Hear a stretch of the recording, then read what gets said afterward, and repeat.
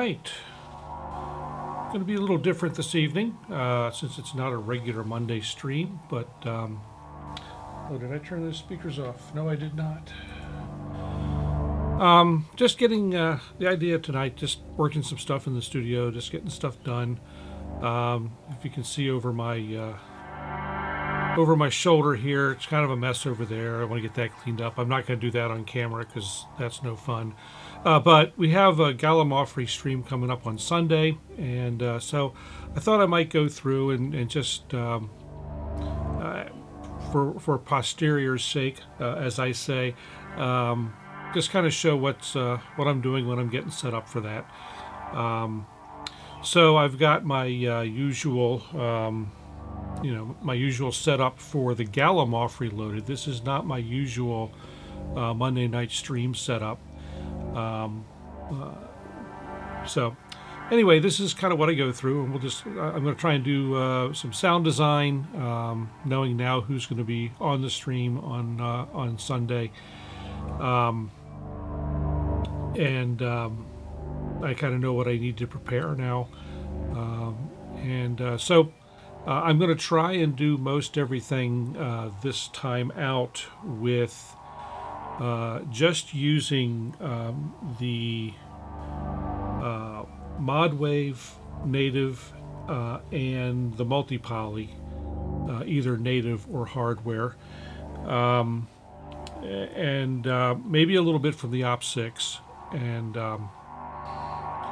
so it'll be so Sunday for me will be a Korg day, unless I change my mind tomorrow and Saturday, which is entirely possible, because I'm like that. And the one thing that might change my mind and change what I do is I did install the new the updated Arturia suite, the V Collection 11 today, and there's a couple new synths in there. Most of it's the same as stuff that I've already had. They did updated versions of all the augmented synths, and they're now all included.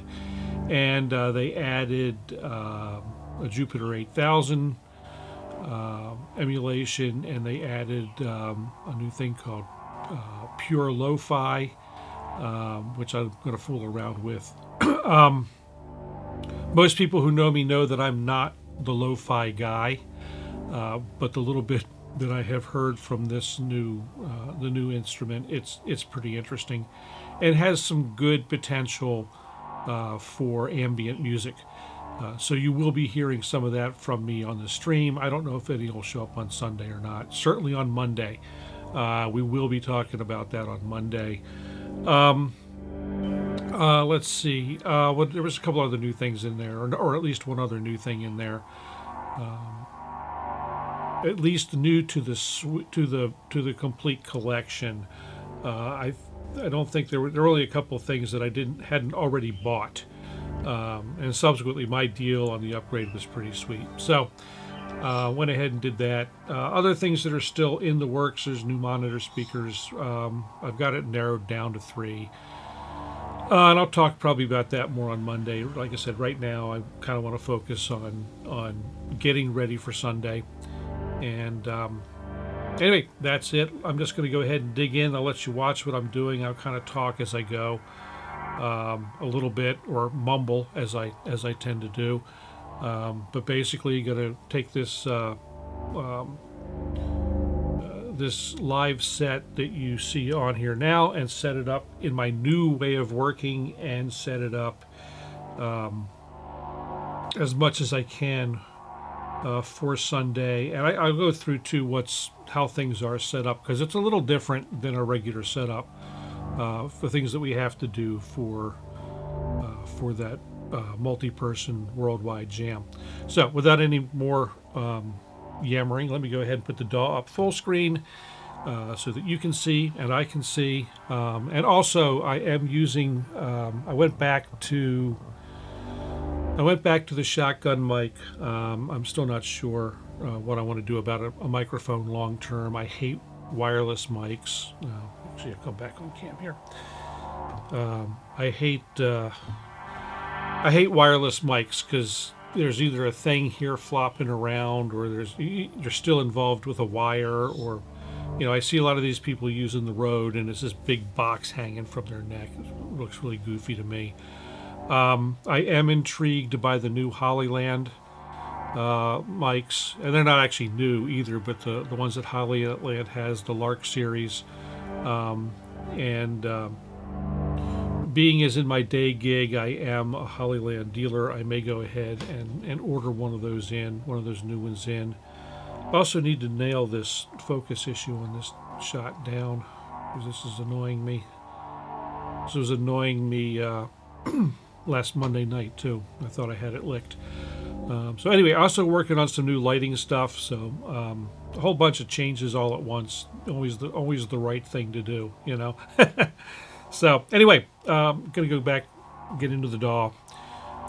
First thing I'm gonna do is get rid of everything that I'm not going to use on Sunday. So the first thing we'll do is stop the drone, and I'm using the Launchpad Mini now to start and stop pretty much everything. So we're going to go ahead, and I'm just going to delete all of these channels. I'm going to leave percussion there because I'll probably use the same software for that. Let's just go ahead and delete all these channels, or all these tracks. Just going to make them go away. And the first thing that I will do, now we'll go ahead and insert new MIDI track and slide it over here. And with this set up, my mic is not in the same, my mic mute's not in the same place. So when I need to cough, I may not get to it in time. If I cough in your ear, I apologize. So first thing up, let's go ahead and decide. I'm probably going to go ahead and put, I'm going to work on a drone. So first thing I'll put up modwave. I think modwave is great for drones, and I love this default patch that they come up with. Let me get this assigned to the right bus. I really need to standardize between the two setups, because there's different buses in Gallimaufry and the regular Monday night stream. So I need to standardize on that at some point. I love this intro patch that they come up with. It's called Cassini.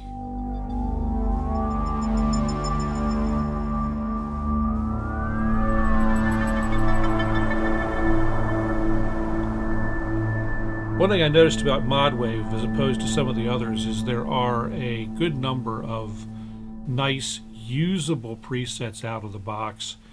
I mean, there's a couple 150 presets in here, and not all of them are usable, but typical of presets, they show off everything the thing can do all at once. But this one's I think this one's pretty nice.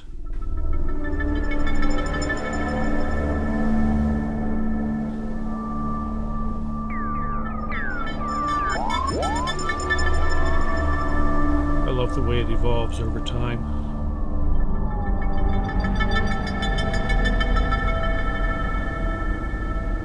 So anyway, but for like I said, I want to try and use all my own stuff on the jams. So I have done a couple patches for modwave at this point, modwave native. One I started with on the stream early this week. Maybe we can start with that one. Let's see what that is. Let's go ahead and open that up.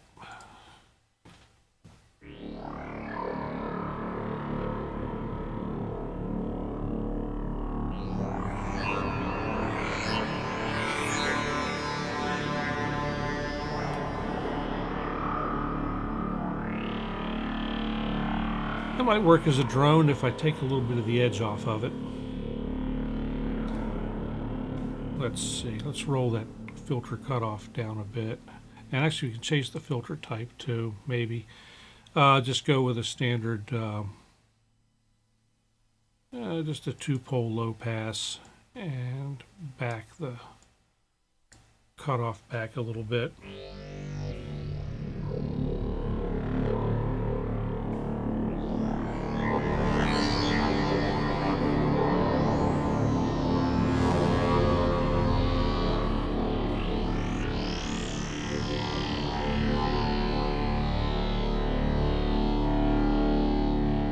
Still maybe a little peaky, so let's jump over to layer B, and we can roll its cutoff off a little bit too.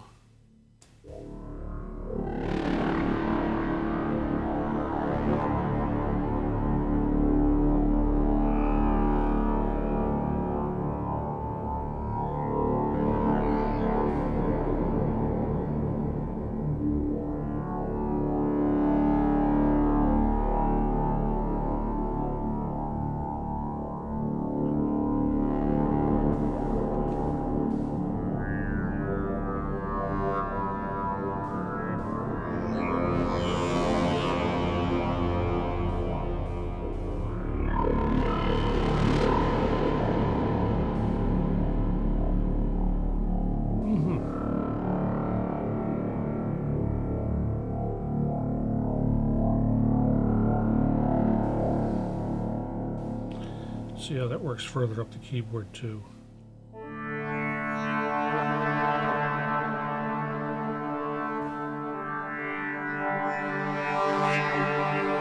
I know one thing we're going to do right off on both layers. Let's go ahead and crank up the attack and the release and some decay. Do a little bit of that on both layers.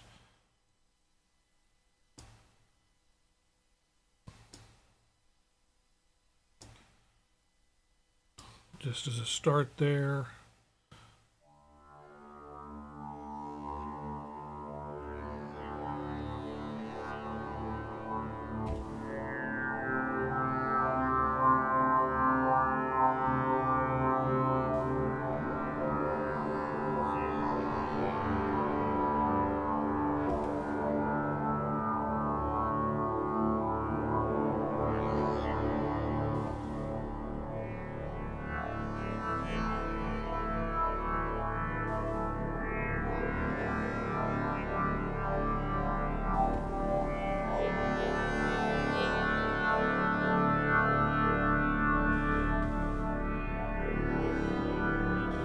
Okay, still need a little more roll, a little more release on there.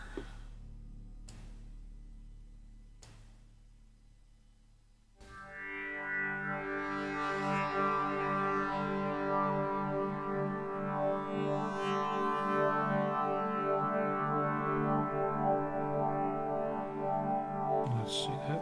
I want to look at these two attacks also. I want them to be different, and I actually want layer B to take longer to come in than layer A in this case.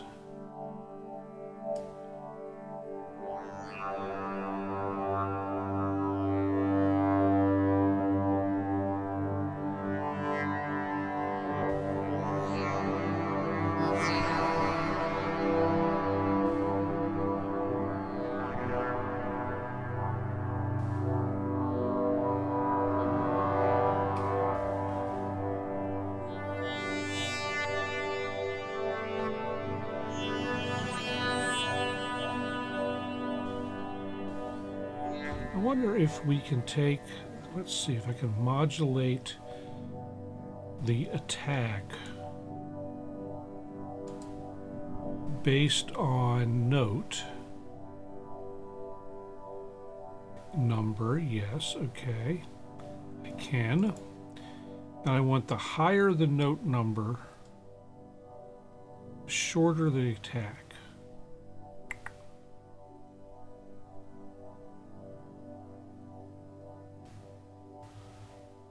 Wonder what that does.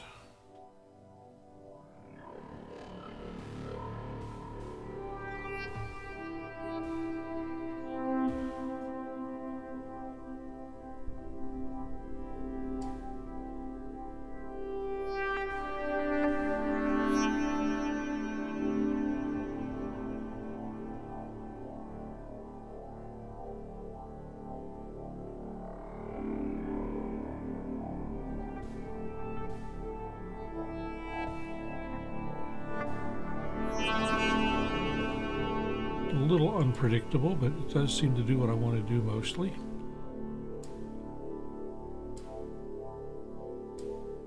So I'll do that here as well.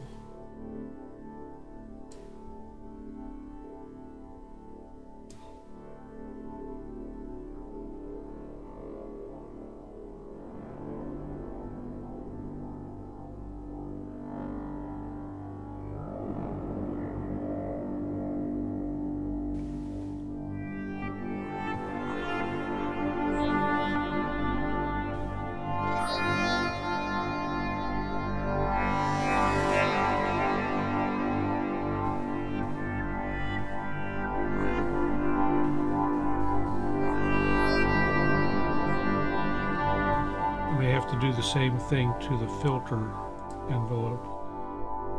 Nope, not so much maybe.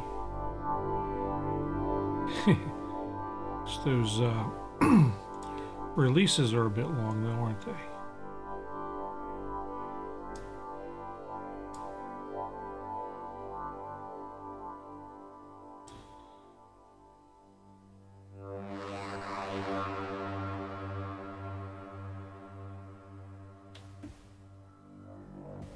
I could probably put velocity on those attacks as well. So let's see, another controller I think is where that's going to end up. Velocity, pull that back. Let's see what happens.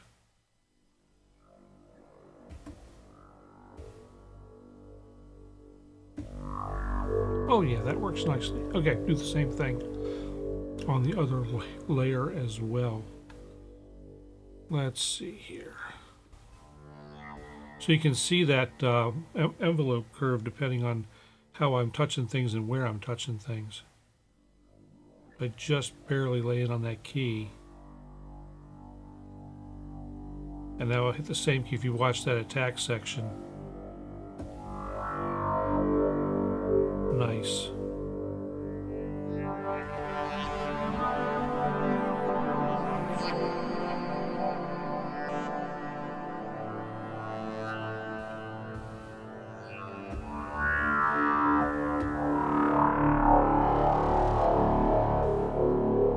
All right, that's pretty cool.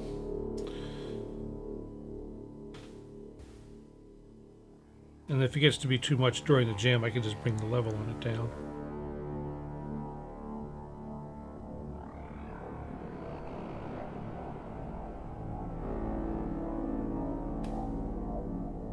All right, very cool. Let's go ahead and go ahead and save that. So the other thing is a good time now to save the set. Go back up a level, and Sunday is going to be, let's see, today's the 24th, tomorrow's the 25th, 26, 27.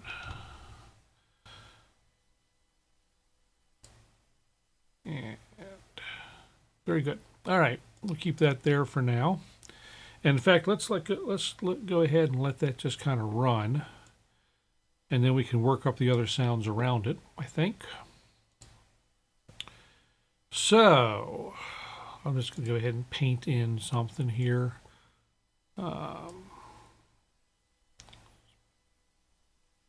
Actually, you know what? No, I'm going to play something in because there's all the, the different... Actually, did I have anything on Aftertouch on this yet?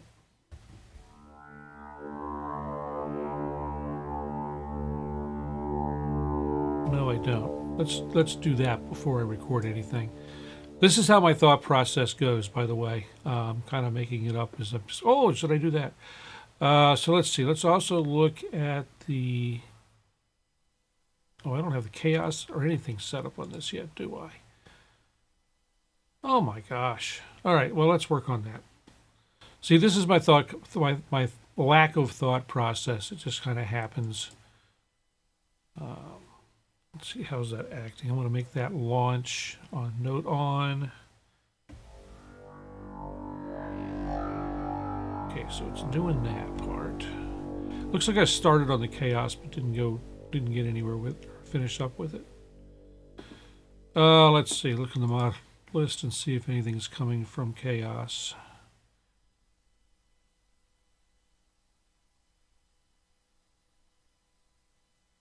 Lots of stuff bouncing around, but nothing from chaos. Okay. So, start with layer 1.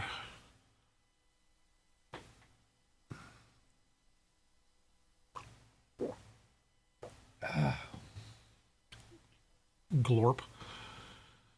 So, let's see. What do we want to put on there? Let us do... Oh, and I apologize. I have the windows open in the studio because it's a nice night, and so you're going to hear some noise from the outside cracking through the noise gate now and again. There's an airplane flying overhead, or maybe a helicopter heading for the hospital. I'm not sure which. So let's see.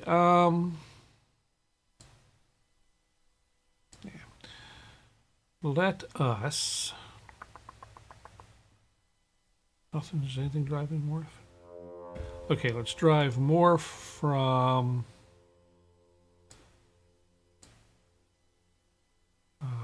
Let's drive morph from Chaos X.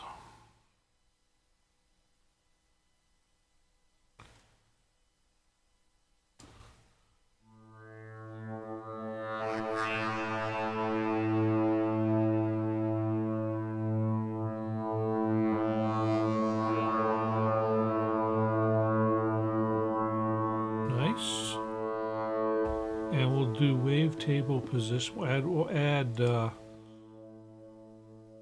chaos distance is already on the wavetable position on this layer. Let's look at the other layer and see what's going on there. This has got, the stretch has got LFO only on this. And this guy is doing nothing. Oh, well, maybe we can let that come in and out based on the chaos Y position.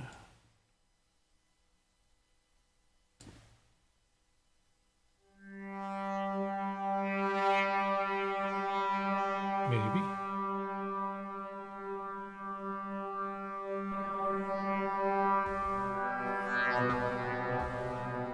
What did I tie that to? What did I tie that to?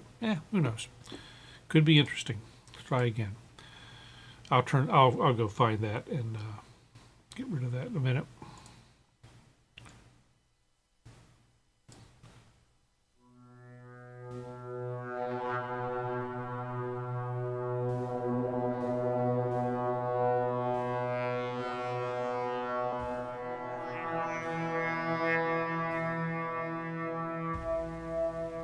Oh, that's what I did it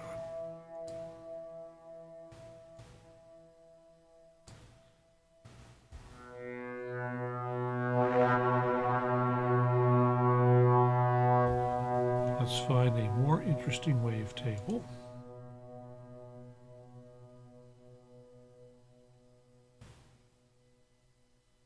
Sure, why not?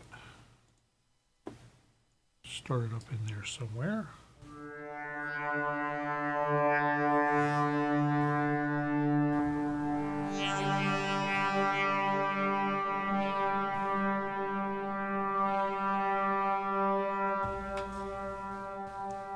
A little more on the level and a little more on the position.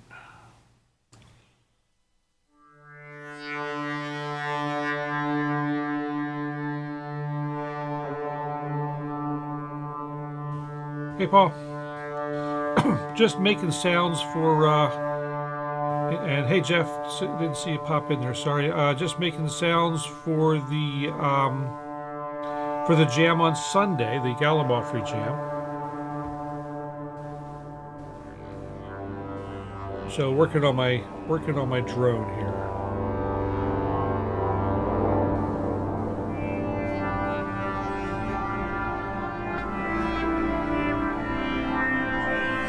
But I'm also, guys, making the drone playable in case I need it for that.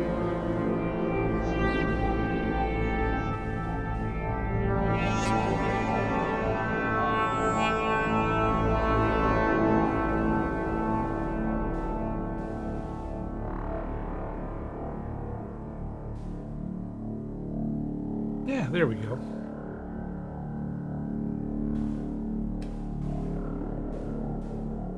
And this preset's still far from finished, but that'll probably do for Sunday.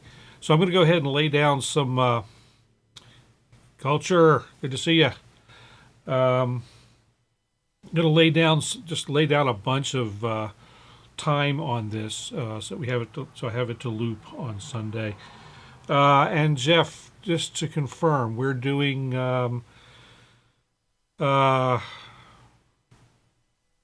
As you get 20 minutes, so that's not bad, Paul, considering how much we ran our mouths and just generally chattered and had a good time. That was a good jam, Paul, even though we didn't get a whole lot recorded. Still a good time. So anyway, I'm going to lay down some stuff.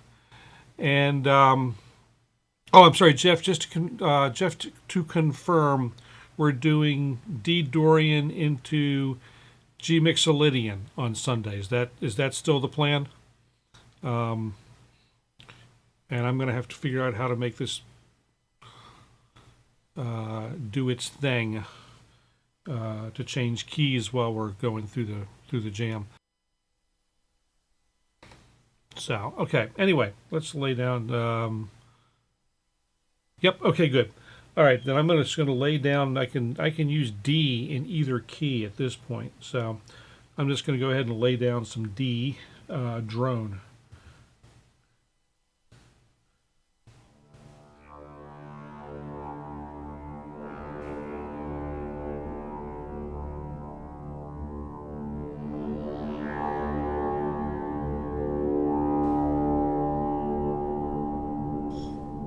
And I didn't assign it yet. But I'm going to go ahead and add some aftertouch messages to this.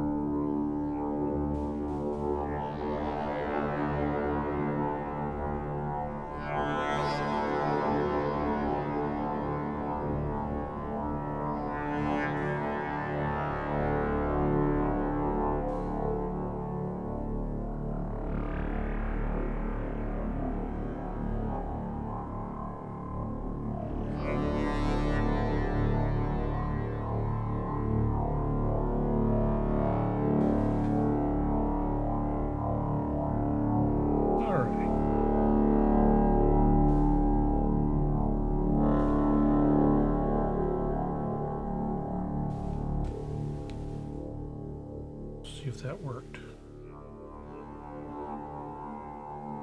It sounds like I got one note before the time started. So let's pop this guy out of the way and take a quick look at the notes in here. Yeah, I guess that's pretty good.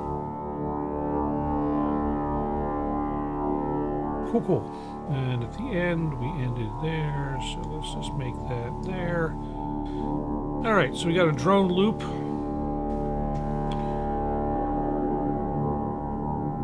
And that'll be a good start. And that way, if I have to run the drone on Saturday, I'm ready. All right, Jeff, see you in a few. And let's go ahead and put in a new MIDI track.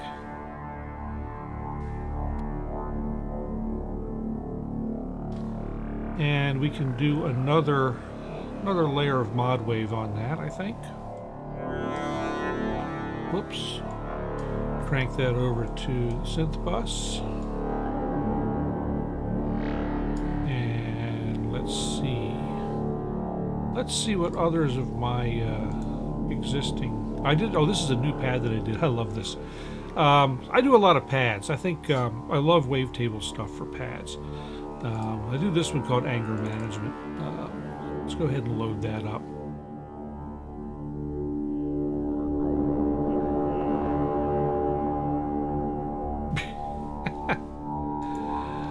Oh my.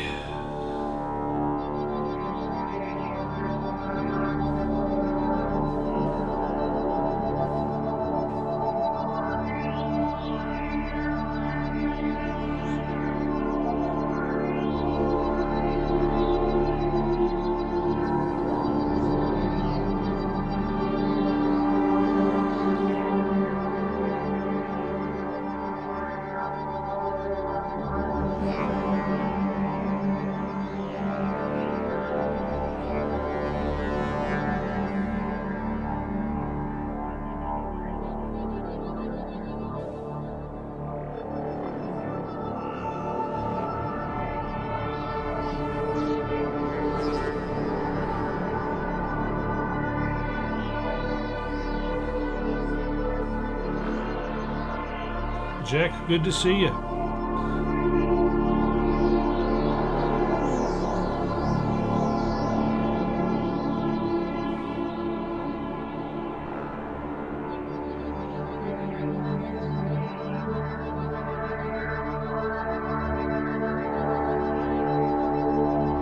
Alright, I should name these tracks. This one's definitely going in, just not sure what I'm doing with it yet. So let me rename this. This is going to be our drone.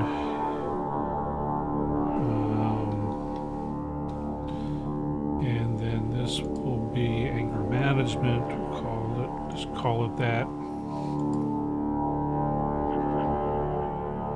Ah, good to hear. Good to hear. Good to hear. So I'm just catching up. I'm putting up stuff together for Sunday's live jam and choosing some presets, and we'll probably make one or two. I'll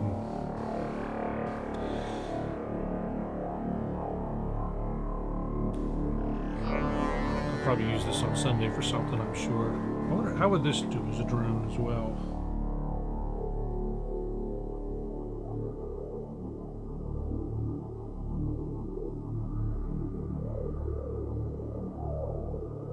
It's interesting down low.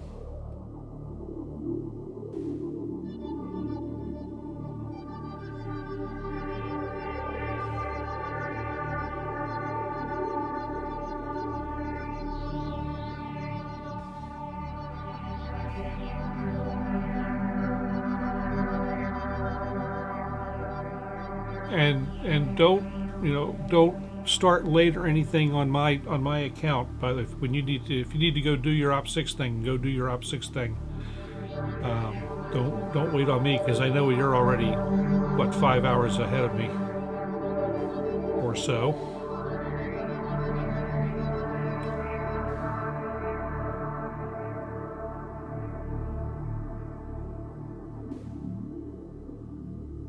Yeah, I think we'll reserve that one for playing.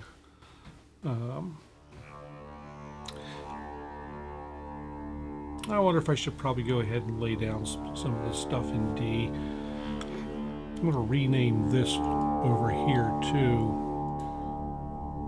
to be the D Dorian, some of the D Dorian parts.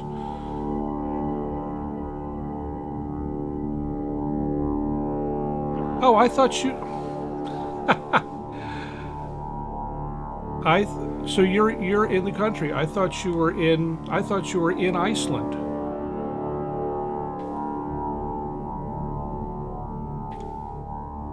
Well, if that's the case, if you're just up the road somewhere. Hey George, good to see you.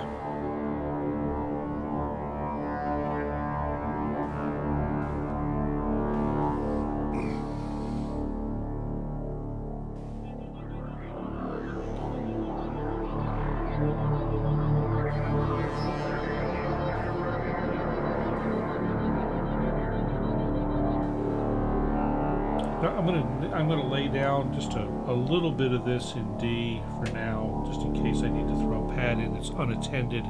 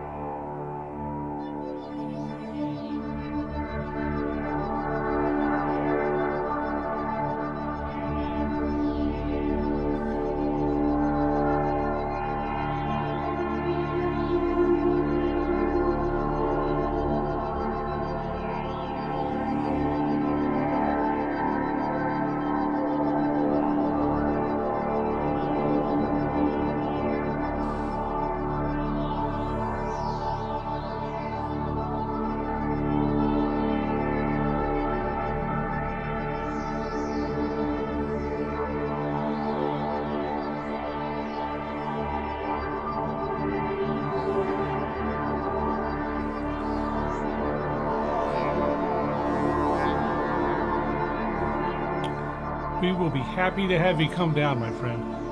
And I don't know where in Pennsylvania you are, but you know, I'm not too terribly far from the line just below Gettysburg.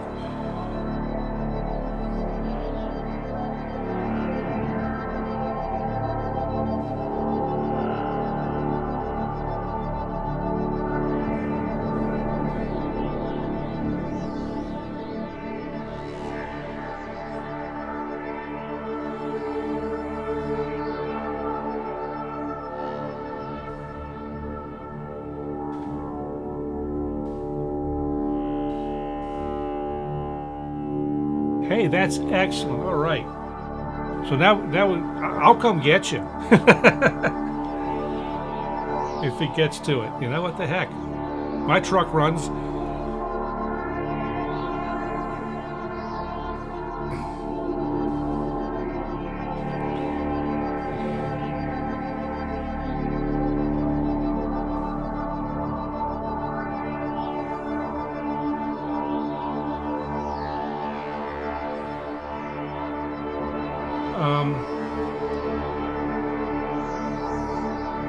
I don't know that I could. I don't know that I could really do without a car. It's kind of a necessity to. Well, of course, I'm still working, so that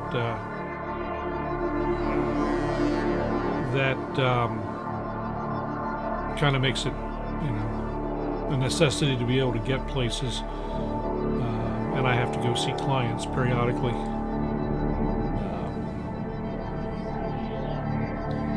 Yeah, it's definitely not good to put all the miles on the rental.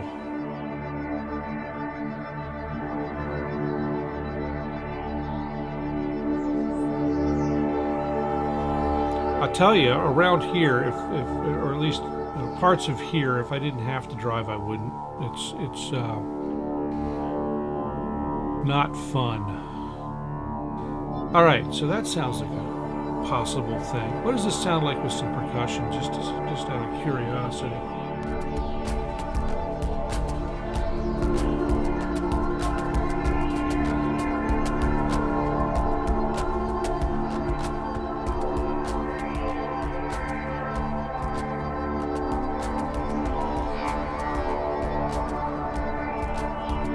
When Jeff gets back, let's start it up the polybrute.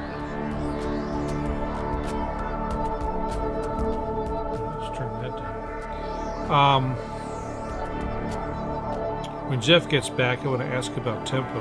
We haven't set a tempo, and I don't think 96 is going to do it for Sunday. Maybe it will. That's where we were last time.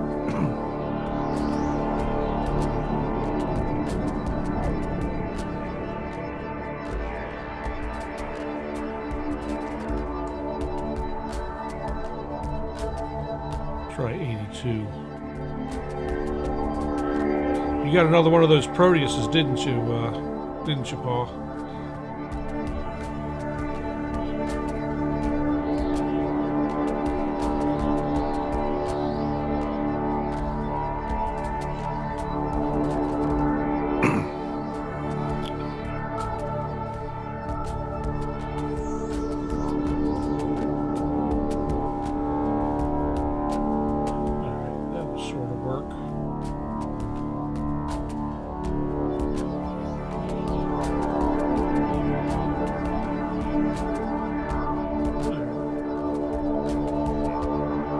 Let's see, I guess I should do, let's rename all this stuff to something that'll make sense for a week, for the weekend. Whoops. Not want to do that. No, there was nothing there. Okay, doesn't matter. Can delete it. This one, though, I just want to rename to nothing. And that one will rename to nothing.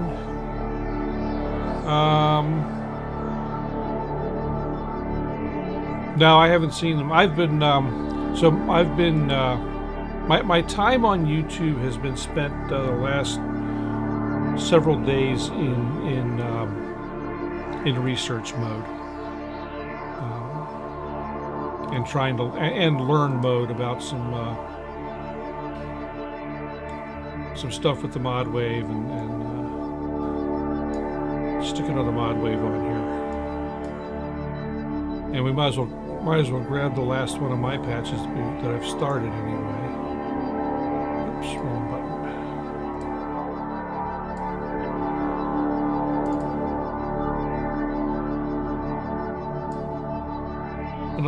Another new one-ish. Let's see. Put that on the synth bus. Oh, these things are going to the wrong place. They're supposed to be sends only. No wonder things sound funny. There we go. That's better.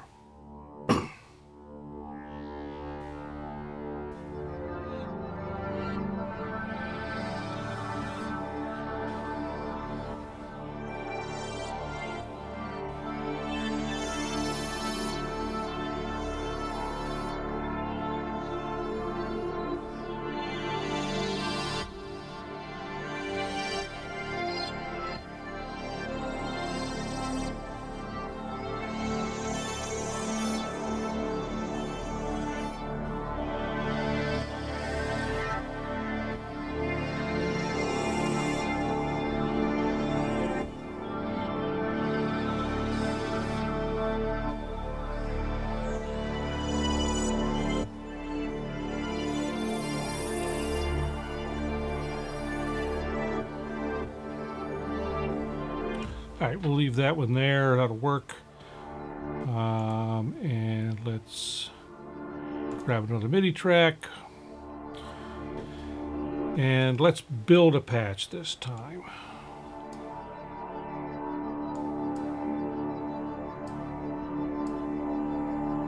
All right, what do we got here? Let's see.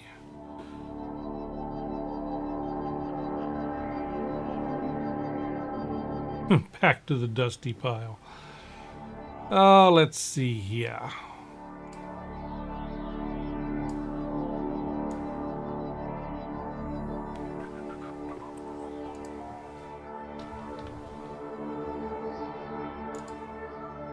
Start from there. And let's see what we can do.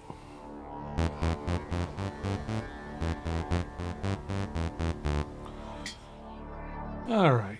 Well, this should be probably some sort of something I can drive nicely with an arpeggiator. And honestly, this is the kind of thing I'd usually do, like in Meld or something, right in, right within the Ableton Live stuff. But we're playing, so.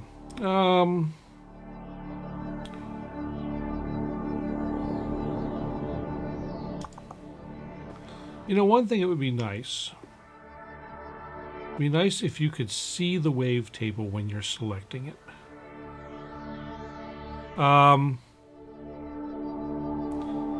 Yes, I mentioned that earlier. I'll be talking about the. I'll be talking about that on Monday on the stream. Lots of it's an interesting update. I will say that. And if you're an existing customer that's already bought a lot of stuff from them, and you get a deal, as I did, then it's worth it. I don't know if you're new. Excuse me a sec. Where'd it go?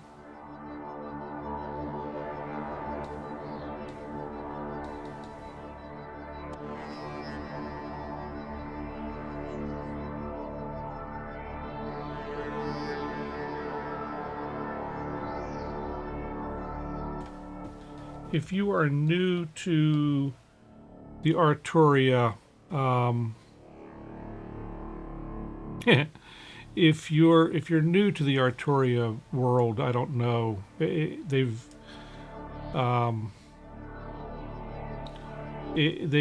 upped the price this year for the new folks, and I don't know how many people are going to go for it. I'll just say that. But you know, we'll talk about that on Monday. What this one sounds like.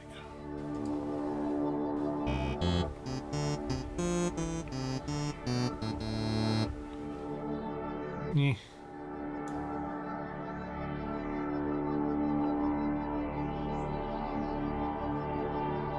Well, so there are a couple of things in there you might be interested in, though, Paul. They've added the JP 8000, or the Jupiter 8000 emulation. Everything has been touched as far as minor interface tweaks, and you know, it's a pretty sizable update. I was impressed. Every instrument in the suite got touched in some way or another. All of the augmenteds are now included, and they all got complete user interface overhauls.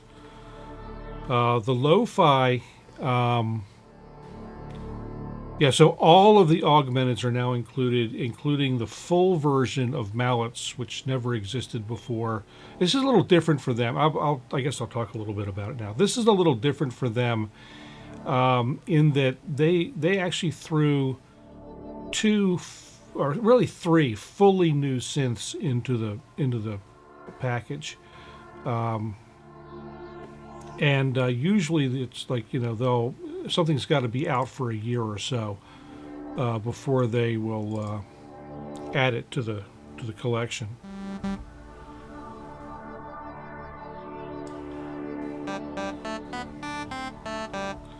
All right, let's see what happens if we start with that, and I just want to make a plucky thing, so let's crank that up an octave. Oh, let's make sure that is turned down. That I was missing that Monday night. All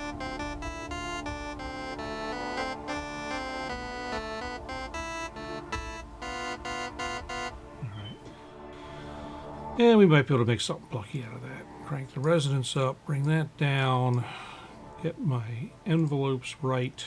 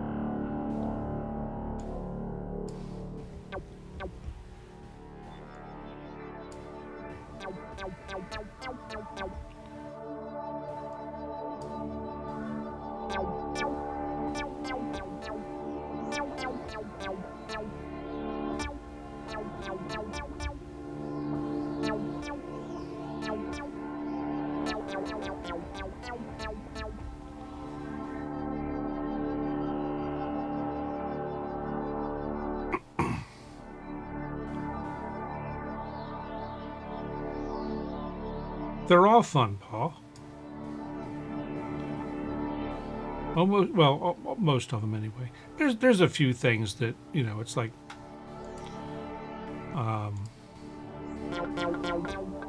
anything. There's a few of them that I just plain don't use. But you know, that's the way that goes. As with anything, you know.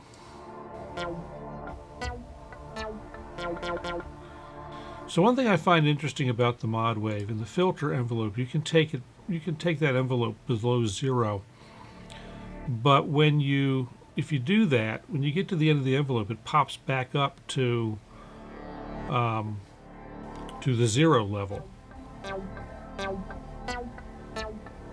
So if you hear the end, there's that little click.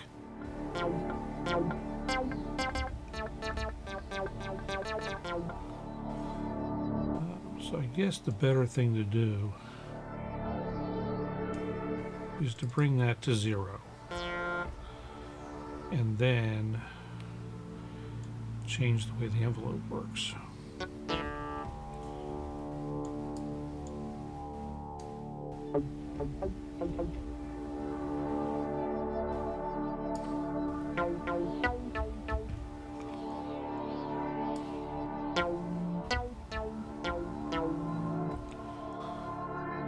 So the other thing is then, at this point, even if the volume is all the way to 0, I'll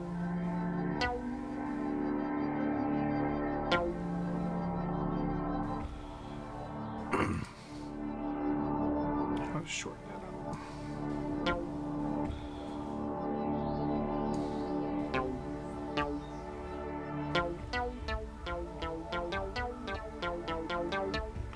Okay, I want this up another octave.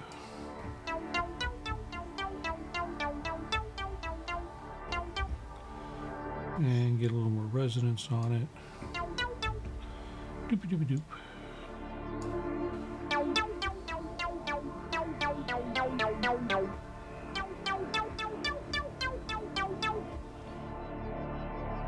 All right, let's get some effects on that puppy. Actually, what if I do...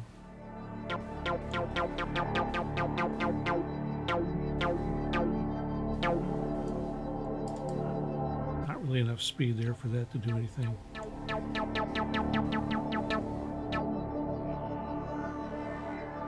What happens if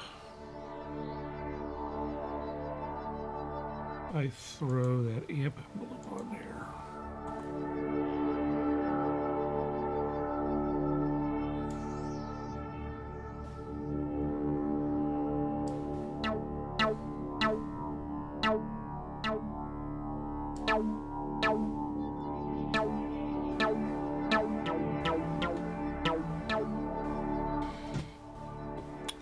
All right.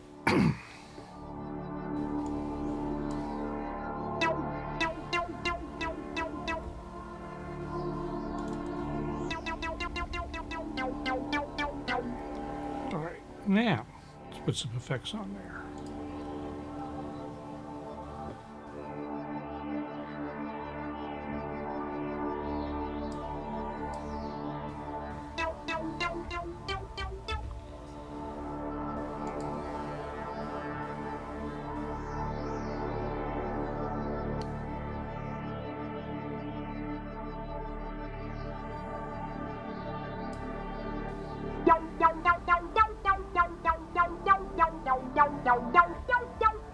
Hey, Jeff.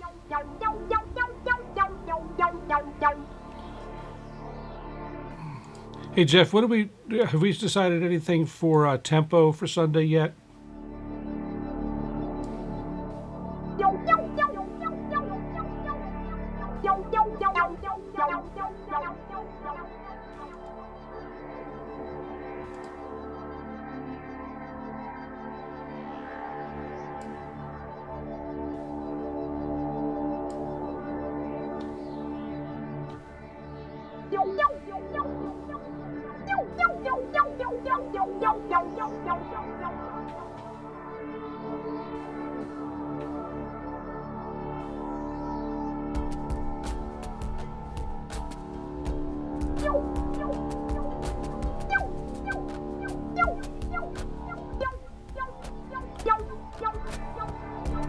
I've got an 80. I've got 82 at the moment.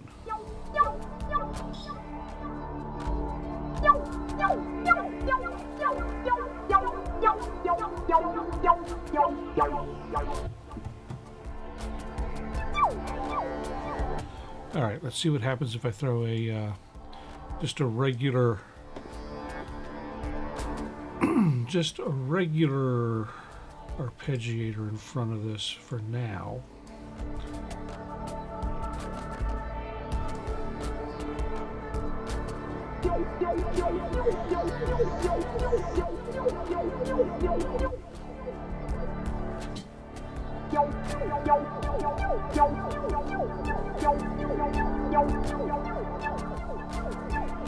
Anna says she's in, Paul.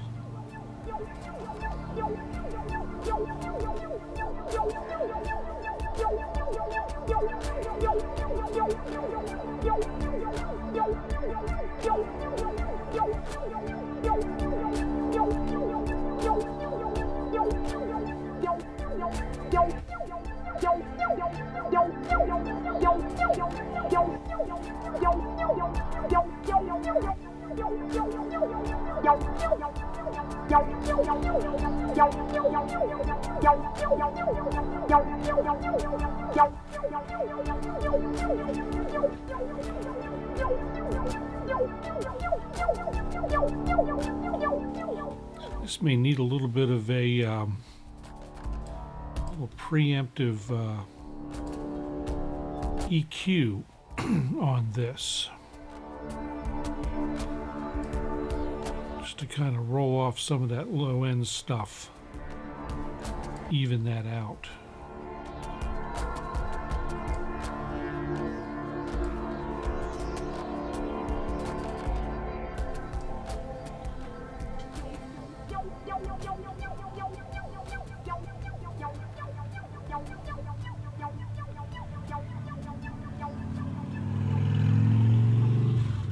Ah, the sound of a Harley.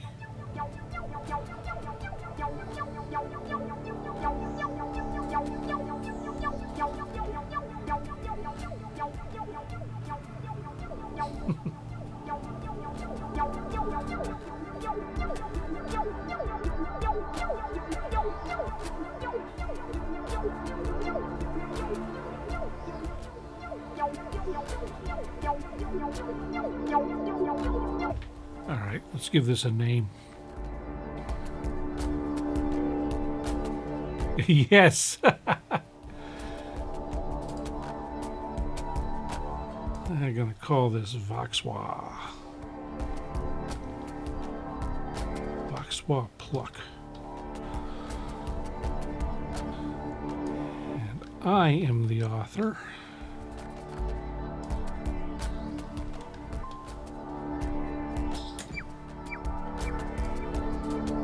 And let's see, do I have a pluck category?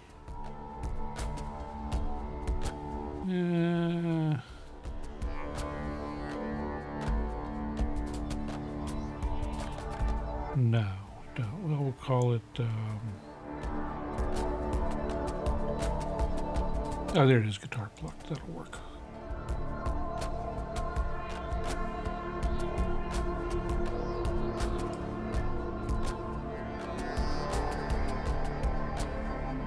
That'll do for now. Nice simple patch.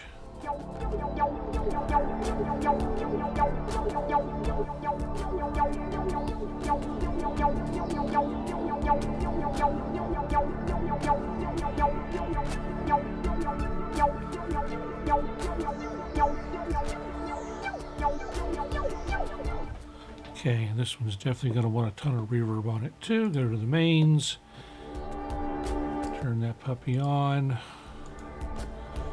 Guess it's going to be an overb. Actually, you know what? No, I'm not going to use the stock effect on this. Instead, excuse me, I'm going to go ahead and I'm going to put oh, wrong plugins. Effects. I could either put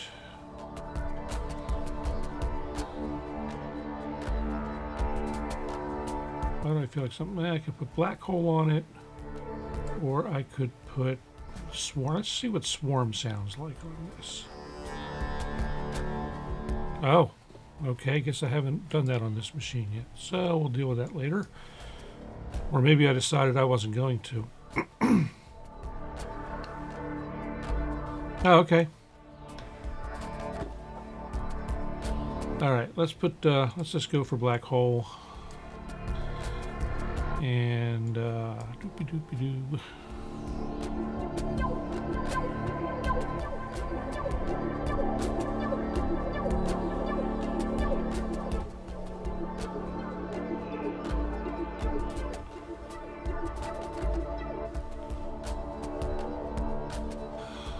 Well, let's see.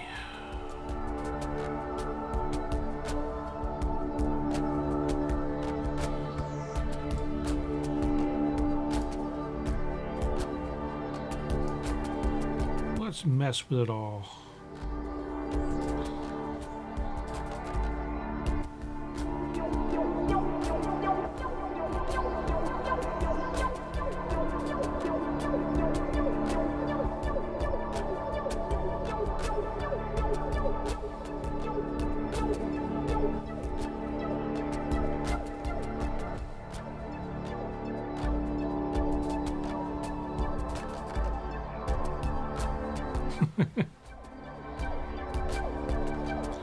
Plymouth Prowler, car made of nothing but spare parts.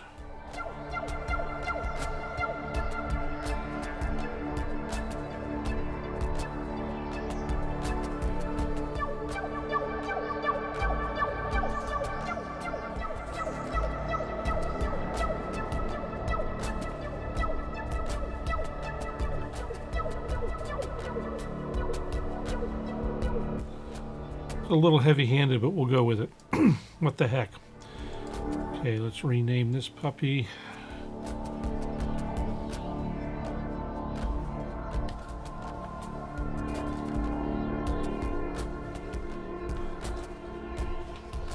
Oh man, if I could type, it'd be dangerous.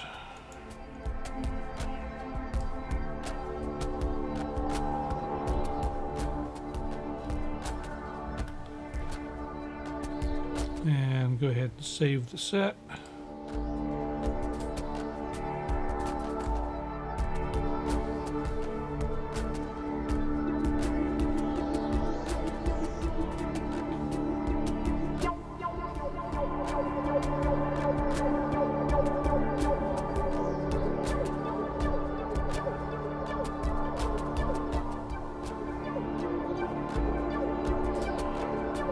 And Paul, when I come to your house, I come in from the Wheatfield side, not from 100 or anything like over that way.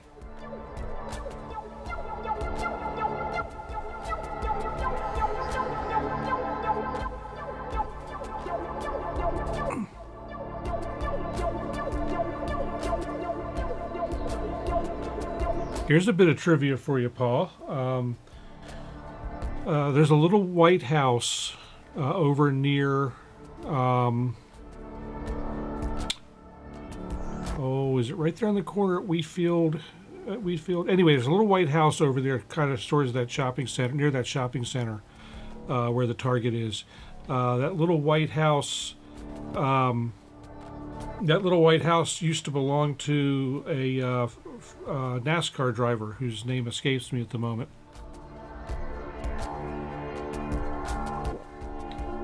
Okay, I know which one you're talking about, Paul. Jeff, yes, I did upgrade the collection. But I wasn't necessarily planning on using anything for that for Sunday. I could. Sunday might not be a bad one to play with. Let's go ahead and get off track, because that's what we do here. Tell you what, let's go ahead and grab. I'm going to do this in a kind of what you might think is a backwards way, but I'm going to grab Complete Control first from Native Instruments. Turn off the effects, go for Instrument.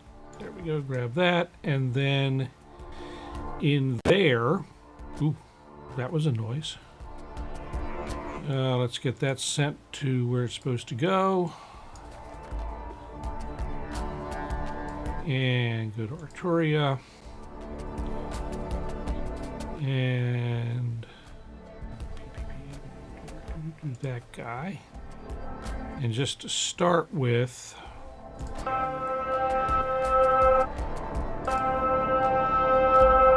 think about that for a moment. There we go. And we can hide that.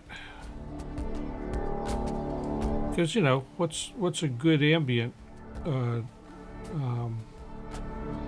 jam without a little bit of lo-fi, you know? What the heck?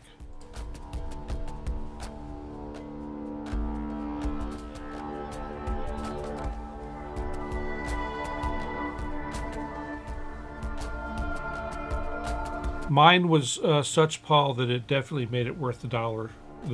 I mean, it was, you know, as I thought it would. I mean, you know, there's, how many Arturia things do I have here in the room? 1, 2. In hardware, in this room alone, there's at least 4 things, and then all the software. So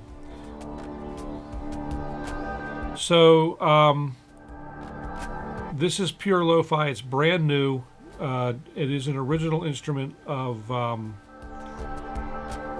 from the new V collection. Now let me douse some of this other stuff.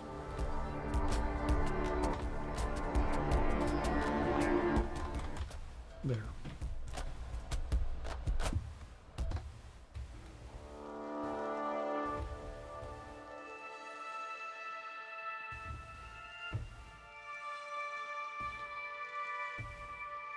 These are pretty interesting, the way they're put together. Need more volume. Wow.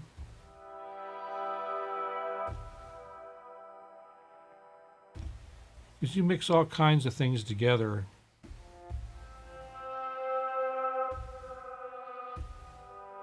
This one's got the lo-fi cranked.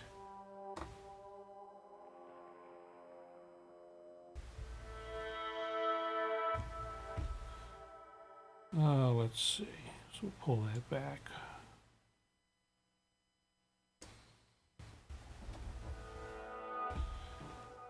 So this is starting with, let me turn all this other stuff off.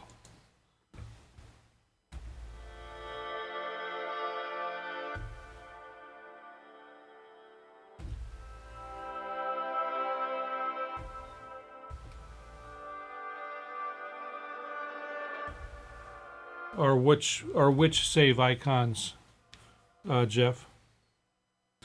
These guys here are these are switches to turn the sections on and off. If you see this keyboard thing here, that allows you to turn on keyboard tracking on the filter in this case. But there's some other things you can do. If you go into the advanced modes on some of these, Jeff, you will like this. You can apply MPE slide to controls. So this is MPP aware. It reads velocity, release velocity if you get it coming in there. I mean, there's all kinds of graphics on top of VST. Oh yeah, that's the save icon. Because you know we still save things on floppies. This guy right here is the key telling you which keyboard you got going on. But yeah, when I was in the other thing, that was a save icon in the Korg software.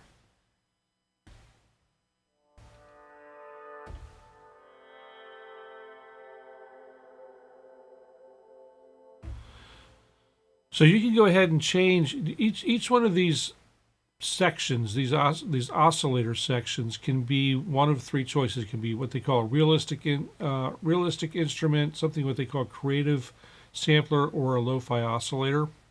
I don't think they have an init patch in here, so we just have to kind of, maybe they do. Let's see. Go into here.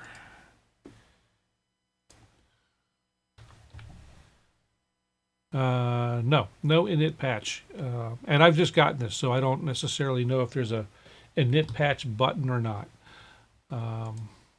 There very well could be, and I just don't know where it is. Gonna look real quick.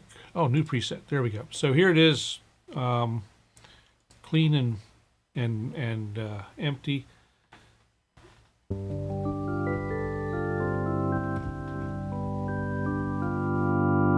So basically, the way the init comes up, it comes up with a sample, a clean sample of a piano and an organ.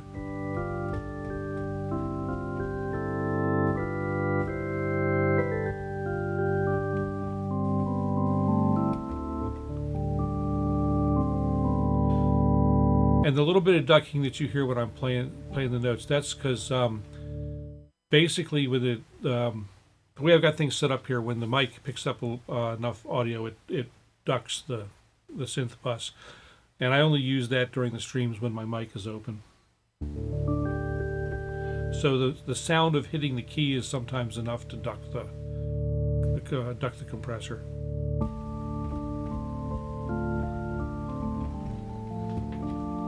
So each one of these things, like I said, you can choose, what kind of oscillator you want it to be. Let's turn this other stuff off.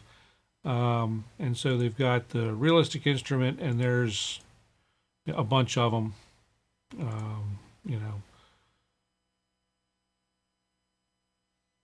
Some of them I'm not sure how realistic they actually are, but they got a whole bunch of stuff in there to choose from. You know what? We need I don't want to waste this. Yeah, we need a bass for this thing. So let's start with an electric bass as our primary.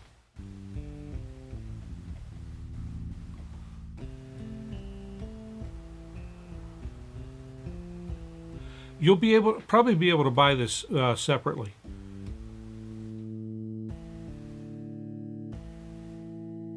And so that little hiss you're hearing when I hit a key, I think that it's the gate. So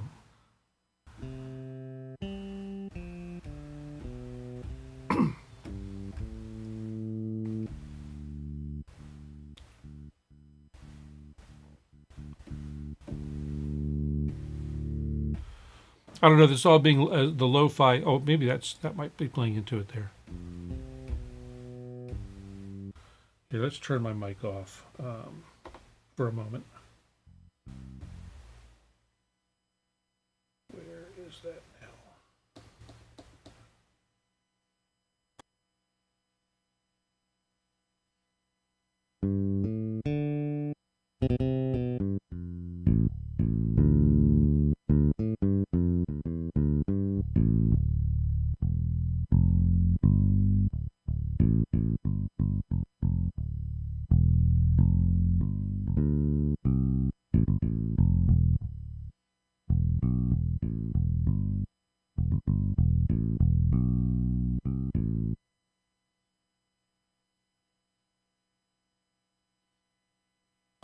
So Jeff, your upgrade to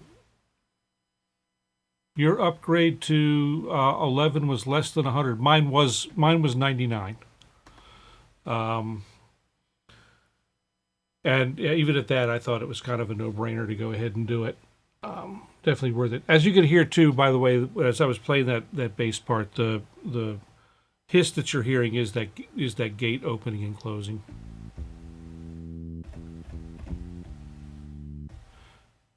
So, see if I can get that. There's not a whole lot of volume out of this. So there's part of it. Let's turn that up to, oh, they say default is -12. Let's crank this puppy up. Watch your ears, folks.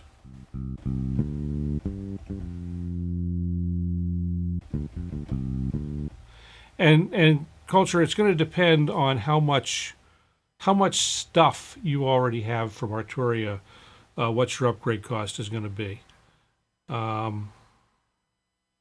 I think $99 is indeed very reasonable. But as I said, if you've got more or less stuff in their hopper, your price will vary.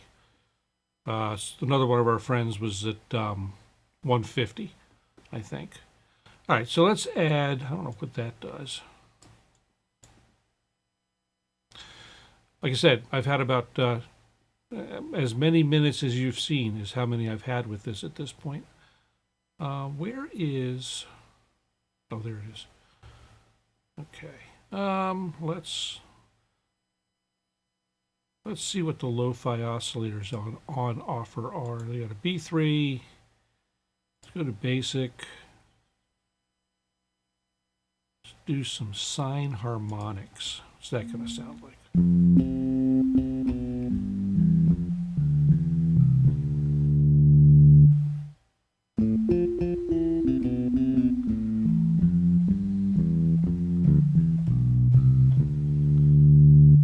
Yeah, culture. I had about halfway over the course of the last year and a half or whatever, since X came out. I had basically halfway built my way to 11. There were only a couple things were new for me. I'm gonna mute the mic here a second.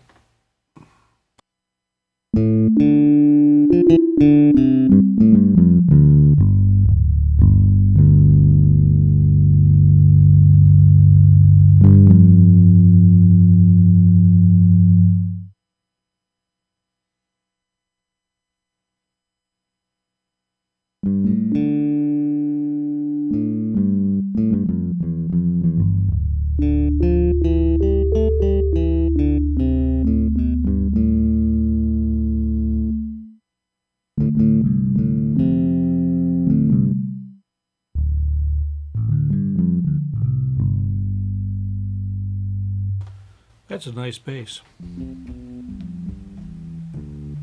going to turn that harmonic thing down a little bit. And I'm sad about that noise on the gate. Like I say, usually don't hear that because I'm I don't have the mic open while I'm playing. So this section can either be a noise or a texture, and the texture can be, so you can be noise, texture, or transient.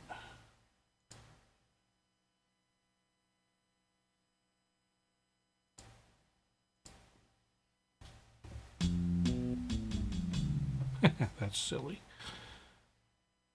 But the noise, let's see if we do a texture. These textures, they've got all kinds of crazy things in there too.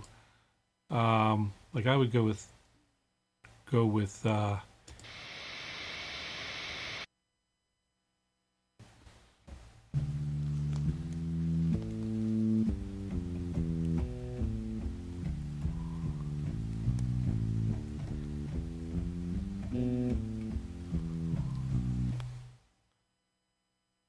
1963 is funny. It sounds like a crackly record.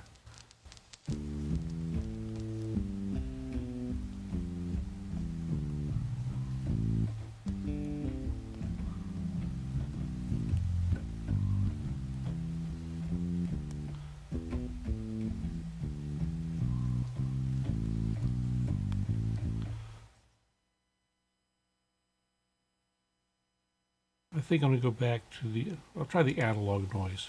Yeah, that'll work. And let me douse the mic.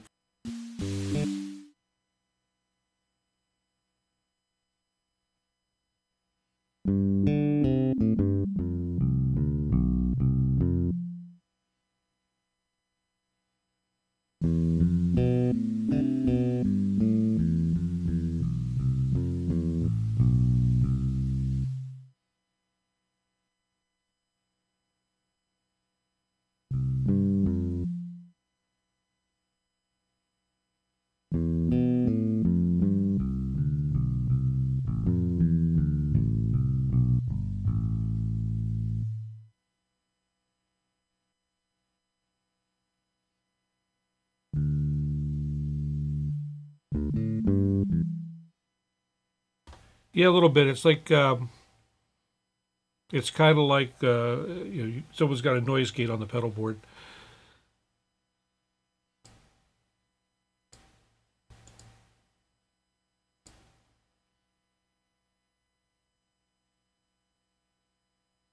Let's see, what can we play with here?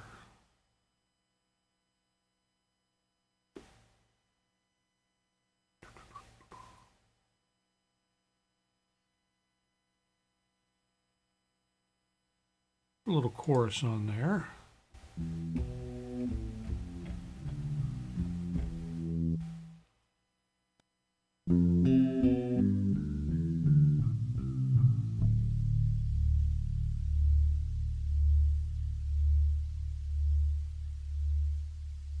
I'm going to make even more of that noise go. I might just make that noise, that particular noise texture, just go away altogether.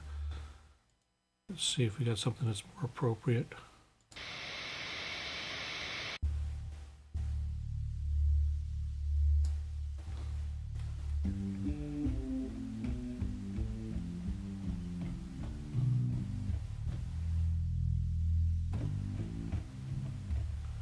Yeah, you should have a good time with this on the instrument.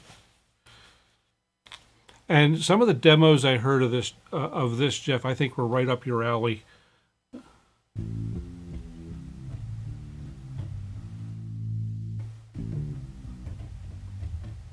If you get into, and the other thing is, if you get into all these envelopes and all this stuff here, it's a lot of it's starting to look like the guts of pigments. And the same thing was, I found the same thing with the augmented stuff. The more you get into a lot of this stuff, the more it looks like this stuff is now based on pigments.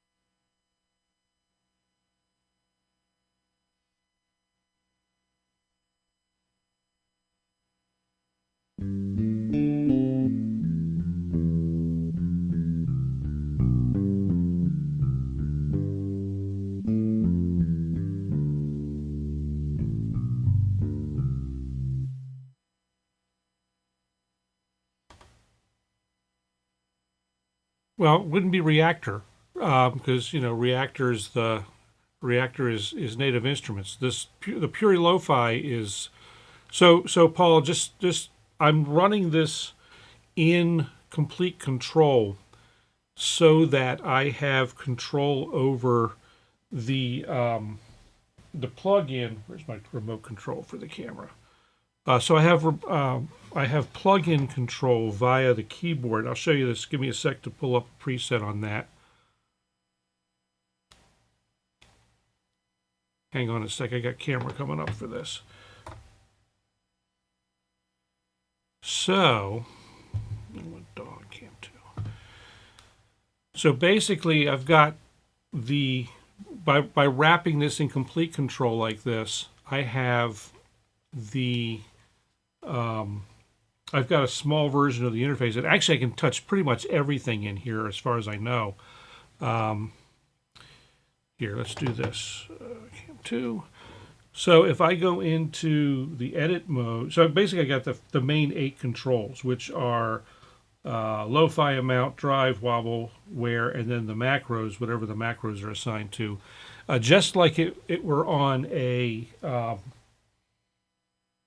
keylab, Arturia keylab. And then if I hit the edit button here, then I start getting into, and this has got the full NKS2 treatment. Nice. So I've got various tabs here. I can get into the master, the macros, controls, stuff within the engine, and there's 5 pages in this tab of all the stuff I can start getting into to edit. I can do almost as much editing here as I can on the computer. Typically when I'm doing a stream and fooling around, or when I'm learning the software, then I will tend to use I'll use the computer because it's easier to show and easier for me to learn what's going on. But I've got that full control from the keyboard now. And this got, that was one of the things I was hoping would start to happen, is the Arturia stuff would start to get the full treatment with the tabs and everything, because a lot of the older stuff is just spread out across 16 screens of stuff, and you get to paw through until you find it, find what you're looking for. So I'm going to go ahead next, and let's see, let's put a, just after that, let's just put, you know what, I got these in the wrong order. I wonder, can I slide these around? No, you can't. Oh, yes, you can. Cool. I want to change the order. I want to put a little bit of, just a touch of distortion here. Turn the drive way down. And do a soft clip. Yeah, that'll work. Got to kill the mic here for a second.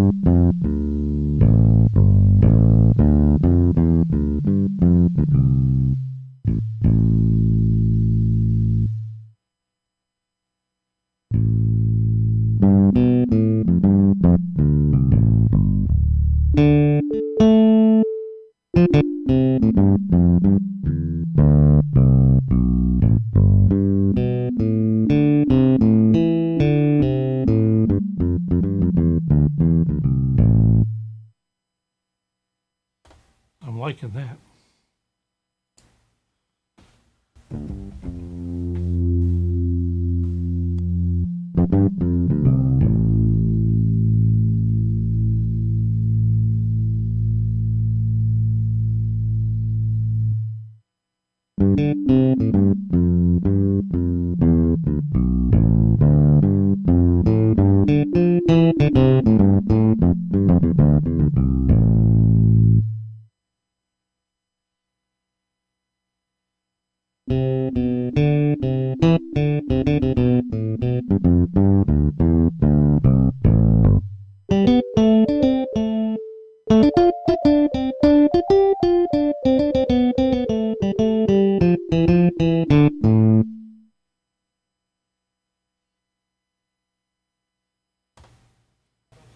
Nice, nice, nice.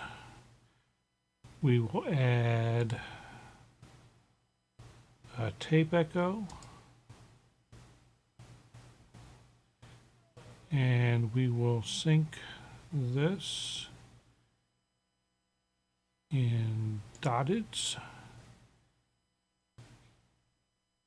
eighths.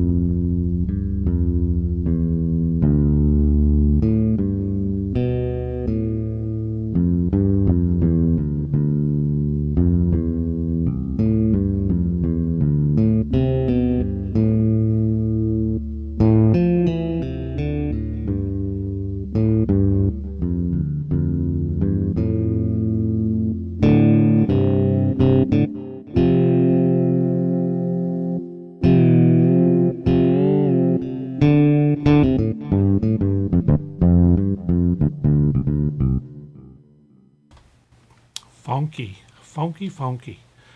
I'll probably wrap that up with just a touch of reverb, just because, you know, it's what we have to do. Let's see.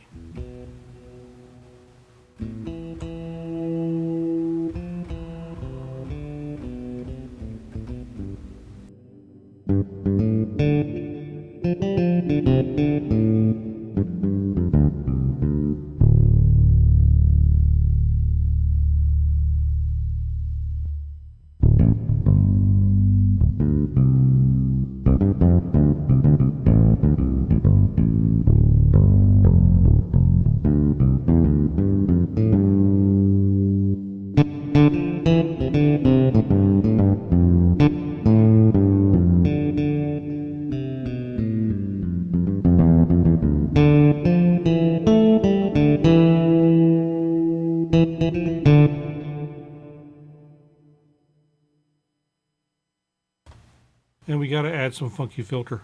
You're doing the update. Look at you go. Let's use the lo-fi filter because we can.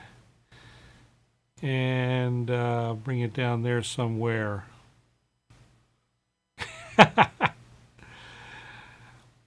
That's me. I'm the influencer.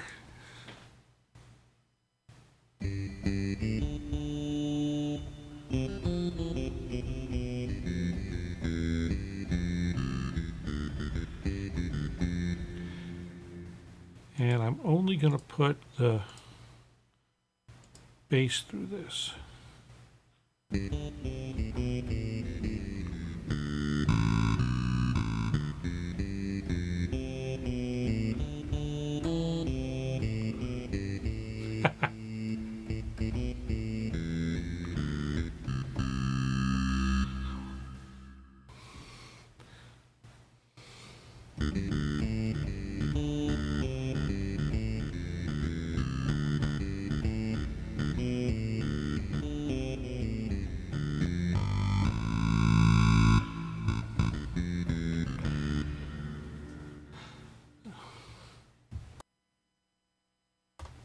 Oh, that was interesting, but I don't like that filter on this.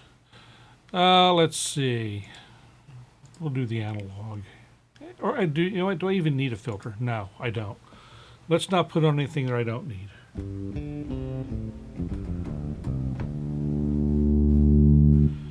All right. Let's give this guy a name. Let's see. I have to remember how to do this in here. Here we go. Over here, save preset as. Oh, let's call this. Oh, we haven't even added the lo-fi effect. Wait a minute. Hang on. Believe it or not, none of this is low. There's no lo-fi on any of this. So they've got all these different lo-fi preset things, and then they get adjusted by this set of controls over here to some extent. So these are. I'm not sure what the. I'm not sure yet what these are supposed to. Represent. Hey, Luke. Now I'm doing just a pop-up stream, just kind of fooling around, setting up for Sunday, and playing with stuff. And we got off track, and now we're into lo-fi land. Your favorite and mine. Like I said, as I said earlier, I'm not a lo-fi guy. I'm not usually into lo-fi, but this is a pretty fun little synth. No, it's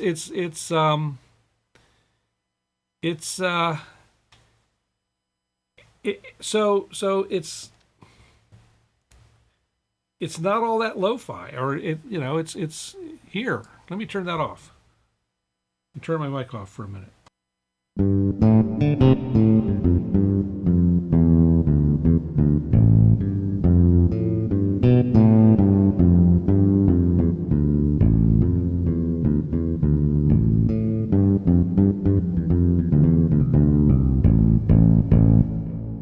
So, that's a bass. It's a bass through some effects. I got a little distortion and a tape echo and chorus and reverb on it. It sounds like Dolby P. Oh my gosh. Well, here, let's put some serious Dolby B on that puppy. Let's see what I can find here in the. I don't know what any of this stuff sounds like. I've just been playing with this. Yeah, be brave. Let's see. This is. So Luke, I know this would really not have any. Yeah, this wouldn't have much of a place necessarily in your. In the way in what you do, but for ambient, this stuff really isn't. This has really got some nice stuff that can sit back in a mix, and yeah. So we got the diskettes, and here you go. We got these whatever these things. What are these? I guess that's a floppy too, just a different case. But So I remember when these little 3.5 inch discs didn't have a spring to open and close the door. You had to do it by yourself before you put the thing in the drive. Death polka. All right, let's see what this sounds like. Let's turn the lo-fi amount up and just go for it.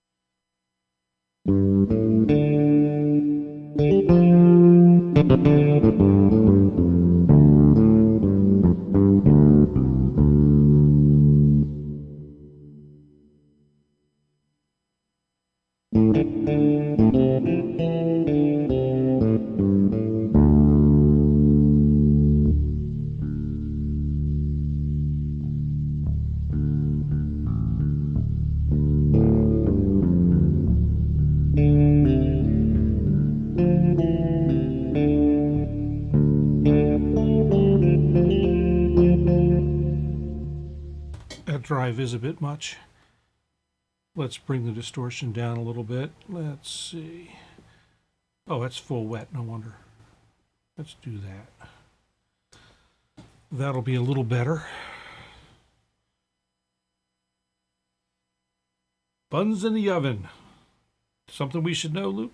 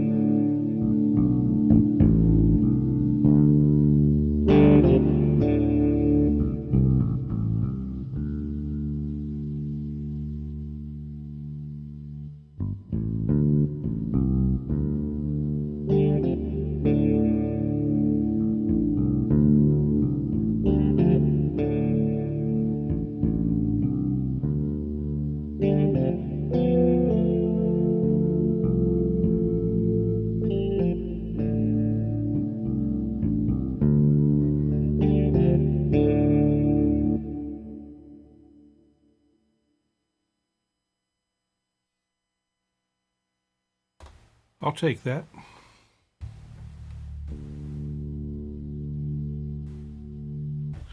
Now the question will be how it sits with everything else. So you remember double density, which were 720 kilobytes. When the 3.5s first came out, they were single-sided, single density, 360K. No, 180K, I believe. Maybe 360. They had just enough storage space on them to be able to hold a single image from the original Sony Mavica, what they called a still image recorder, because it wasn't even a digital camera.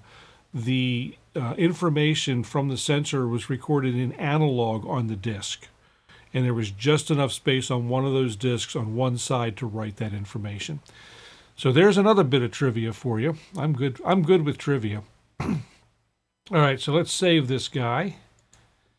Let's call this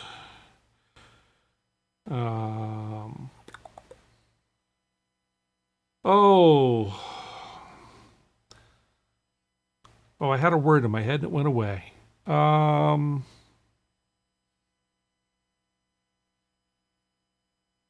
take the comment out for now, and we'll call this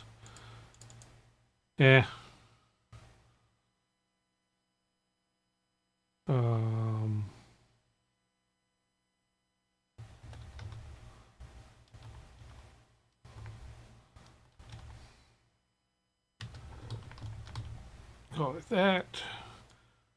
I will be the author. And I'm going to put it in my bank, that's just my generic Arturia preset bank. And this is a base, and we'll just call it a soft base is good. And let's see, genres, I don't know, ambient, and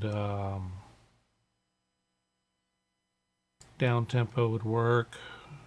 Could work for drum and bass. Lo-fi minimal, of course.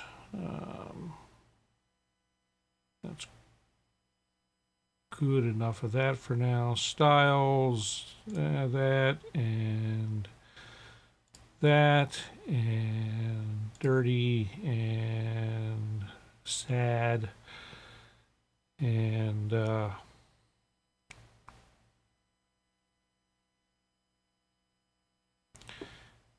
then characteristics. So let's see. I don't know. Distorted, pluck, some noise in it, not much. La, la, la, la, la, la, la, la.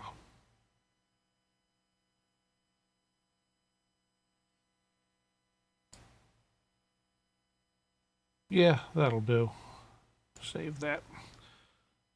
All right, so keep this. Well, I should see what this sounds like played with the rest of the stuff I've got so far.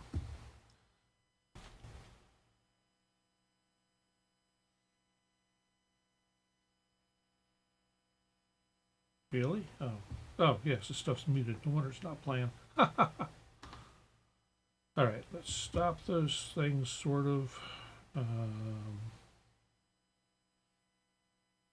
Oh, heck with it. Turn that on. All right.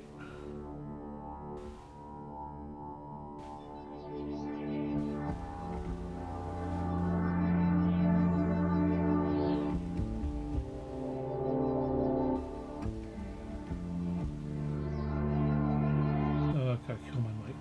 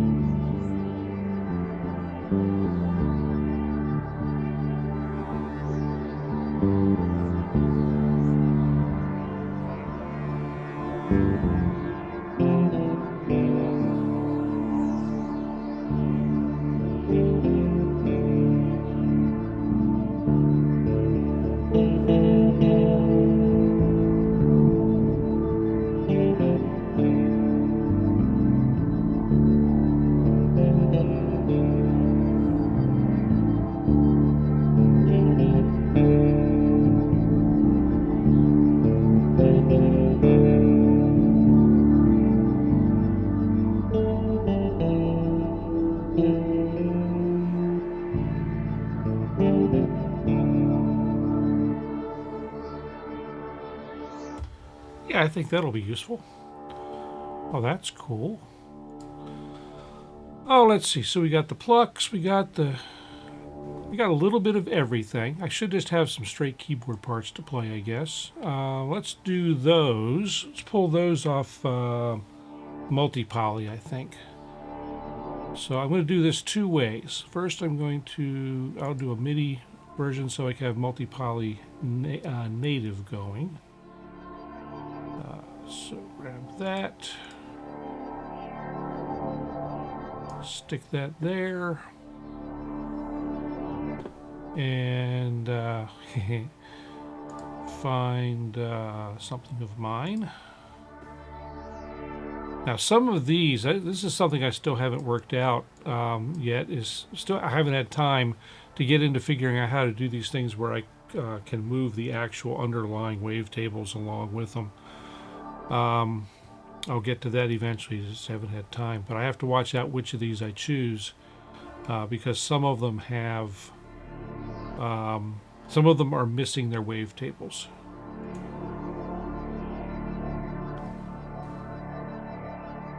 Oh, I don't want to use that one.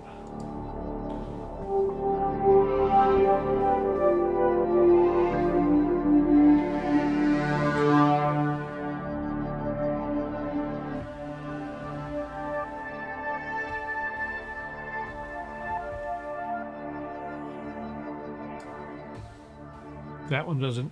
See, when I don't have when the sample's missing, that shows up there. So the multi-pingers and multipliers, I can't use from the VST. I do have them on the actual hardware though, so maybe I'll add that one because this one's a neat patch. Let's see here. That's phase multi-pinger. I pull that up.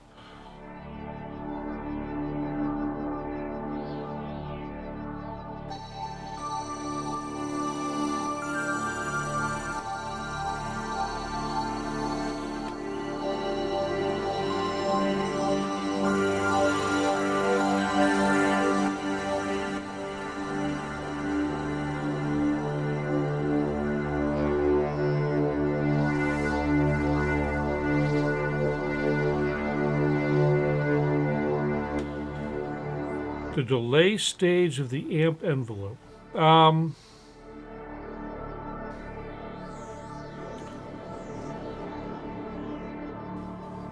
Probably not. Well, I don't know. Probably not much on the amp. Well, maybe a little bit. Most of my patches, if it's a pad or something that's a slow one, I'll come up and then come back down a little bit. But I use that more. I use the delay stage more on filters typically than I do on the amp, and I let that motion come from the filter, and even volume reduction from the filter. But this one, let's see. Give me a sec here. Hang on a sec. We can take a look at how that one's built. Yeah, it's up. So let's see. Let me switch over to this. And I'll take chat out. And you can see I got chat in two places now. The same computer is doing both. So let's see. What did I do with this? On this. La la la la la la la. I have not looked at the this editor for a while. There's my oscillator 2.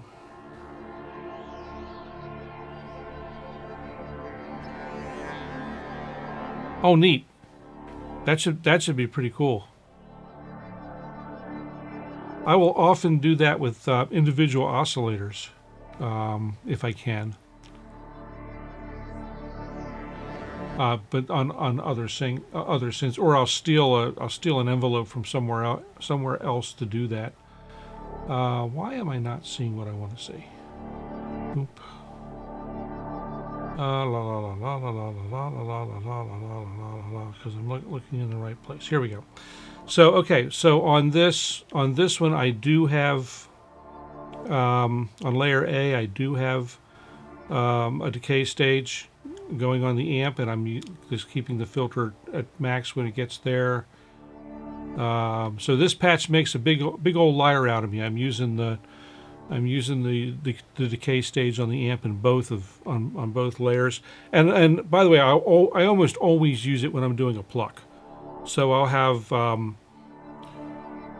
have very short attack, no sustain, no release, and decay determines how long the pluck is, and I'll typically have the amp be about twice as long as the filter when I do that.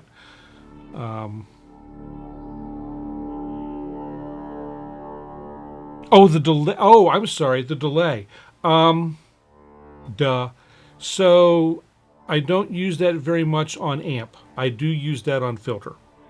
And you can see that here. Filter B's got a big old delay before it comes in. I'm sorry, I read the wrong. If I could read, I'd be dangerous. I didn't do that on this. I might have done that on some others. Hey, Mixmaster, welcome.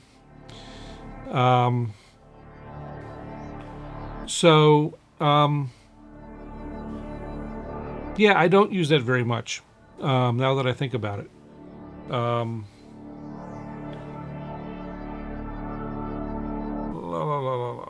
See, this would be nice where we have a voice, be able to have a voice chat, you know. Yeah.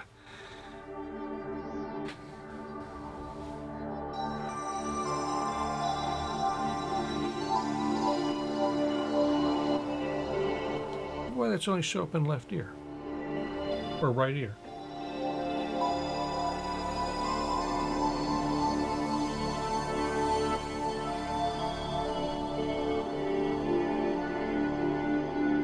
Yeah, I'm not set up for call-ins right now. I could do them. I can. We've actually sort of done it, and we'll do something kind of like call-in, but without audio on Sunday. I'm guessing that'll be set up.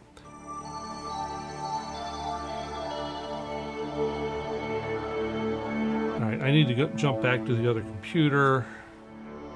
Get this out of the way for the moment.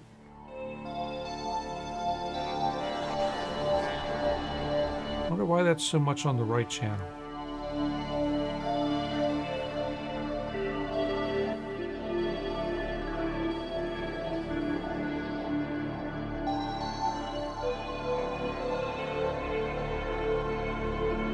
One thing, Mixmaster, is it's easier to do call-ins if you use OBS or vMix or something like that, which I do not. So I have to actually, I'd have to think about how a call-in would work for me. It's a much different situation here. I actually use hardware for all my video is handled through hardware.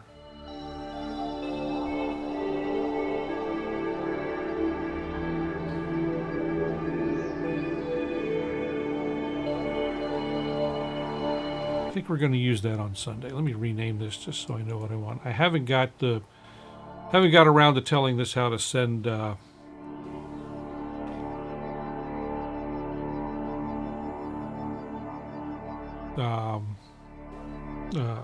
send patch changes yet.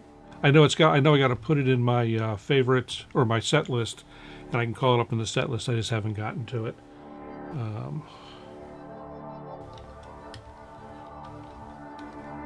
And I'm writing a note here just in case something changes or I'm fooling around, I mess stuff up. I know what I'm supposed to have on the track. So in terms of Mixmaster, in terms of connecting to your computer, so the way I'm set up, because this gets into a whole long diatribe that I go through every so often about Korg and my love-hate relationship with Korg. One of the, you're going to see my face on this since you got me started. Let me find the right one. Here, we'll just do that. There, you get to see me full screen. So, and my backlight, brighten your eyes. So, I'm going to cross my arms and the whole thing and dig into this. Windows 10, 64-bit driver error. Yes, probably. And the Korg drivers are not great, and never have been.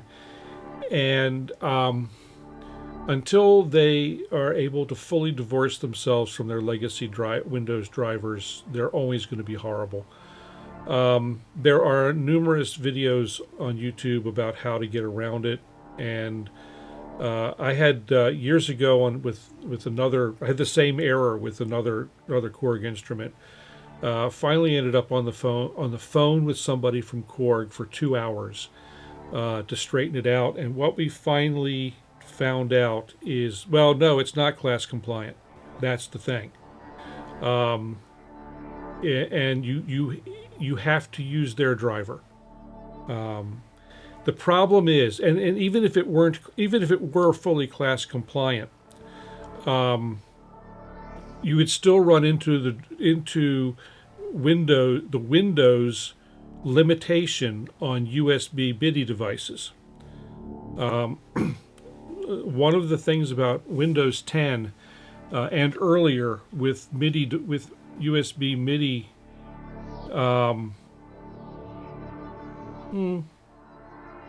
yeah, it does. The newest version does. It shows multipoly shows up. If I pull up the driver on it'll show up in the list.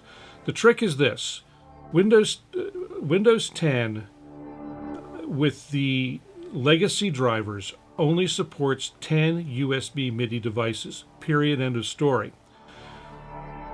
Ordinarily, that's not a huge deal. Most people don't have more than 10 USB MIDI devices. What's really bad, and this is on Microsoft, this is not on Korg or anybody else, this is on Microsoft. If you plug a MIDI device into USB port 1, it registers that device on that port in the Windows registry. If you plug it in somewhere else to a different port the next time, it then registers that device on that MIDI port. And if you plug it in 4 places, then it's permanently registered on those 4 ports, and you can't put anything else on there. So when that stack fills up, then you don't get any more MIDI devices, and it won't recognize the device. And the only way to fix it is to go into the Windows registry, clear the thing out, and start from scratch. It is stupid. Windows 11 does this with devices that have legacy drivers. So if the manufacturers will rewrite their drivers for Windows 11 and Windows 10 after October of last year, then you can get 100 USB MIDI devices. Also, the new USB MIDI stack in Windows 11 properly recognizes when you disconnect the device and move it. So that's this has been a long time. It shows up most with Korgs for some reason. I don't know why, but because especially with these the R&D synths, because of the way that they use the USB ports on these machines, there are 2 different modes. Now that's been gone away with in the latest versions, but there are 2 different modes, and So what I've done here, turn chat back on. So what I've done here, in my case, is the primary DAW. And the primary DAW uses DIN MIDI to talk to the Korg synths, and then I have a dedicated computer to use the software editor for the Korg synths. And yeah, it's the Korg drivers are bad and the Windows drivers are bad. The other trick is if you want to use, and I didn't even know you could get audio out of these things over USB. I've never tried; it just never occurred to me. But the other trick is if you're in Windows, Windows can only deal with one ASIO device at a time. So there's that too. If you run like ASIO for all or something like that, a port aggregator, it actually doesn't use ASIO to communicate with the device. It uses WDM and then converts that to ASIO for the DAW. So there's all that craziness going on. This has been an ongoing issue with this whole thing has been an ongoing issue with Korgs for years and years and years, and Windows for years and years and years. I ran into this. My gosh, it must have been I don't know. It was still Windows 7 and these issues, these USB Korg USB driver issues, actually go back to Windows XP. That's how long this issue has been around. So, unfortunately, until Korg and everyone gets their devices on the new Windows 11 USB MIDI stack, USB MIDI is hosed in Windows. And as I said, anything that still uses the older USB driver stack in Windows is subject to the 10 device limit and the device being stuck on a port once it's there. And I said I went through all this, and it took 2 hours on the phone with a Korg tech to get it straightened out before.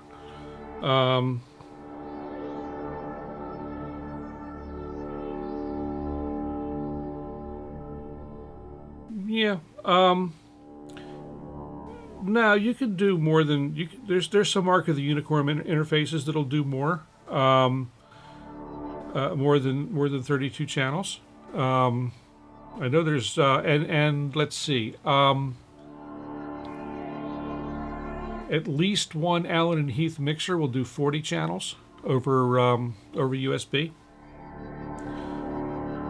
So there's and the other thing, Paul, we've got difference between audio and MIDI.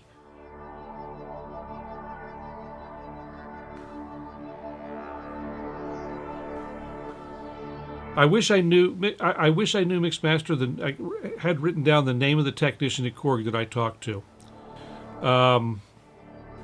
It was a deep thing, and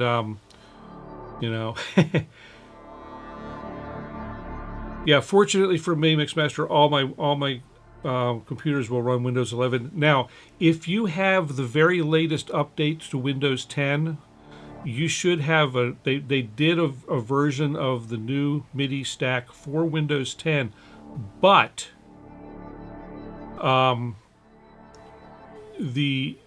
again, the manufacturers have to change their drivers and change their system so they support the new MIDI stack, not the legacy MIDI stack, and that's just not happening at a huge rate. So you've probably, if you have a synth that supports that new MIDI stack, it would be golden.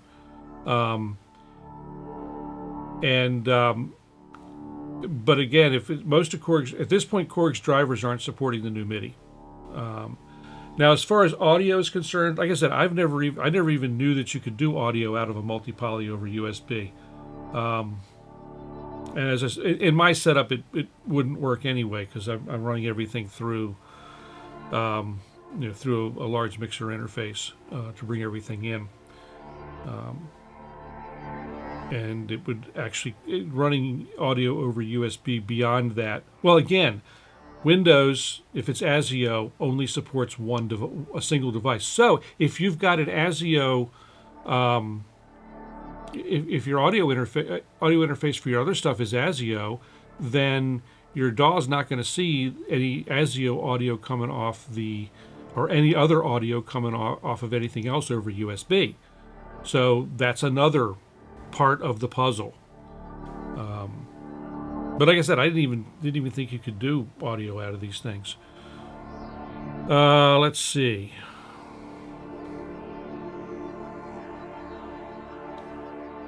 Yeah, and I don't have it because of the way I've got the other computer set up. I'm not actually running that. I'm doing something else. So there's a lot of really custom stuff in my setup that doesn't directly apply to anybody else, and it's mostly because of workarounds for issues. That editor librarian. So.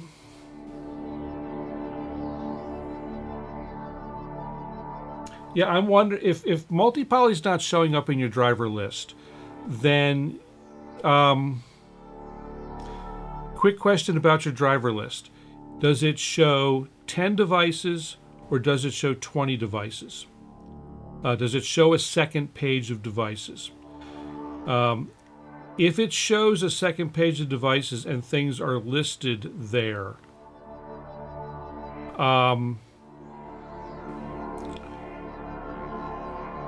Oh, you have a Mac. Plug her in. Have a good time. There you go.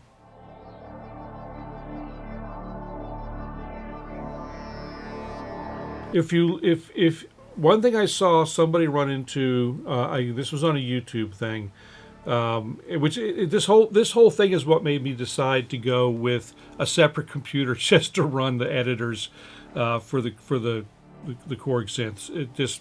It's easier.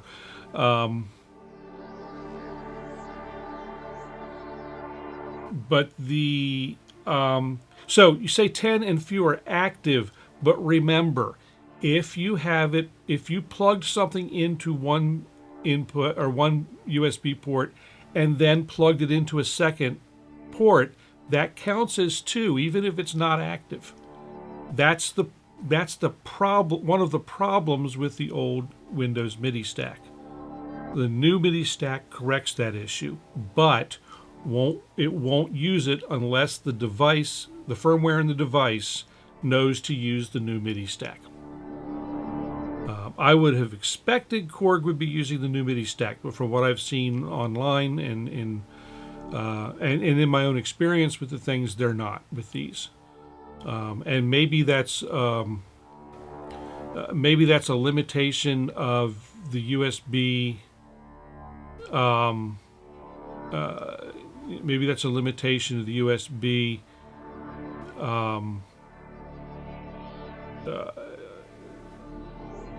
Lost my train of thought. Yeah, a limitation with USB. So on the Mac, you won't have that problem.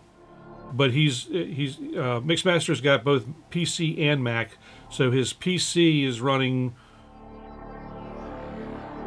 I guess his PC is running Windows 10. Mac is running something newer. So, like I said, a Mac, you typically won't run into those problems.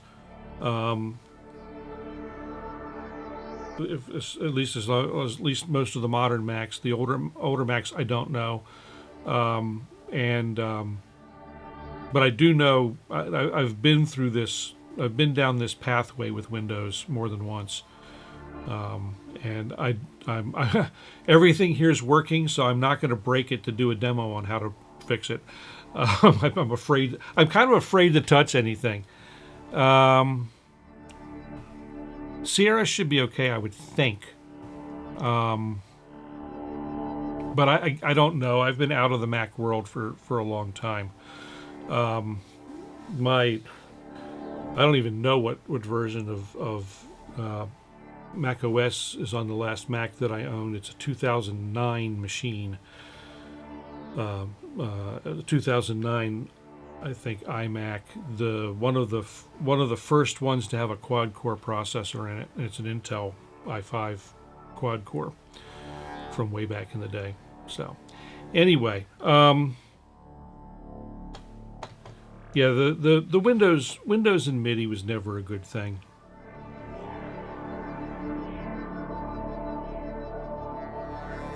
Current Mac has worms. Too thin for a doorstop. So, I've said this in a few places in the past recently. I just a few months ago rebuilt, or almost a year ago now, rebuilt my production computer because I got in a fight with the new machine I bought to be the new production computer, and learned that it was that particular laptop was a bad choice as a production machine. So I rebuilt my desktop production machine, and have got it to the point I'm pretty happy with it. But lo and behold, just a few months after I did all that, Apple came out with the M4 Minis, and if that had been out, or if I'd known what was coming, if I'd been able to know what was coming, I would not have rebuilt the desktop that I have. I would have bought an M4 Mac Mini and just moved down the road. But this is where I am. And I've got the machine working the way I want. I actually, I actually greatly reduced the amount of USB stuff that I'm using on the machine too. So I am gonna go in at some point, clean out the registry for stuff that I'm not using, and clean up that mess a bit. So you could and I've seen there are refurbed. There are some refurbed M4 Macs on the refurb store, but you know the M4 Mini is what, $499 or something like that, or is it $599? Whatever it is, it's inexpensive. But I will say that if I could have, for the price or for what I paid to upgrade my Windows machine, I could have bought an M4 with 24 gig of RAM and the 512 gig hard SSD, which is plenty for what I do. It's actually more than enough machine based on what I've heard from folks I've talked to about spec'ing that machine. And, you know, again, if I'd have known then what I know now, my story would be different. But, you know, things are working. There was a little bit of growing pain when I did the latest update to the machine, but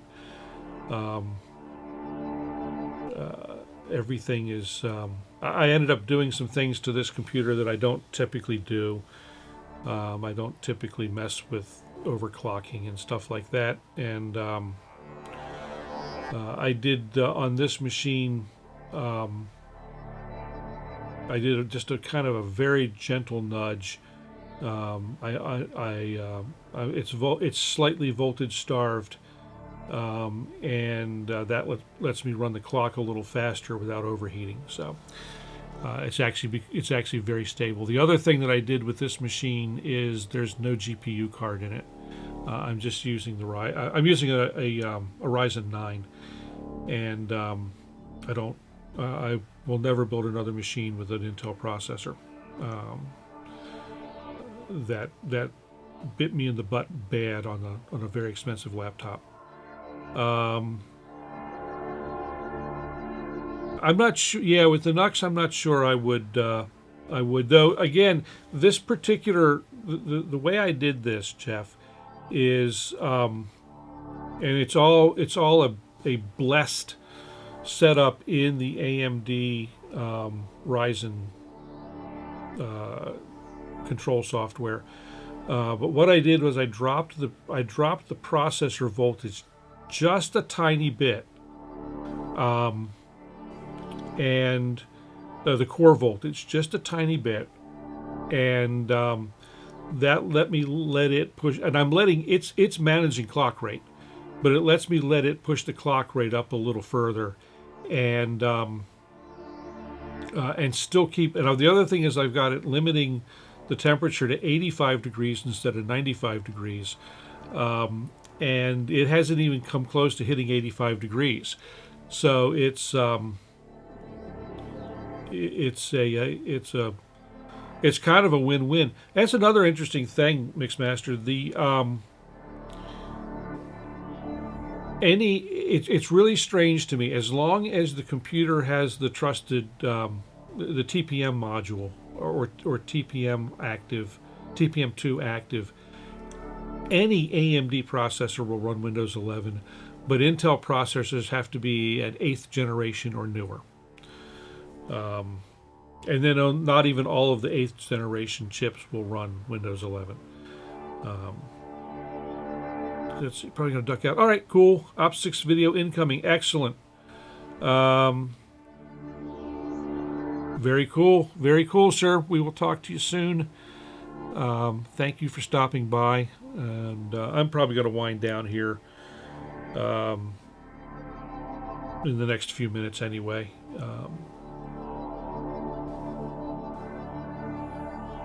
Huh? I'm bothered to check. G-Book is upgradable.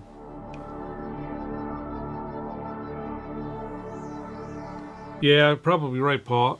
Again, if it's an if it's an Intel chip and it's 8th generation or newer and has TPM2, it should run. I don't know how well, but yeah, I've got a machine downstairs that is running my server in the house, and I need to get that machine upgraded. Weird PC with Thunderbolt. You know, that might go.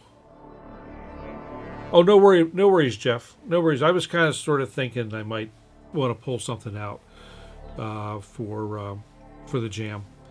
So it worked out well. I like that bass sound. That bass sounds pretty cool. Except that's not what I'm looking at right now.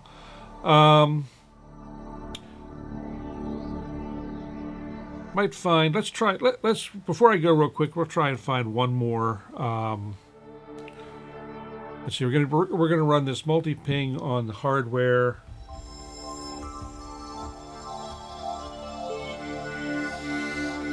That's nice. I like that. So let's see if we can find something to do in multipoly native real quick for Sunday before I go. And so I can't run multi-pinger because it's missing that part. Let's see. Let's get just my stuff. Boop-a-doo. That one uses another wave. What's that do?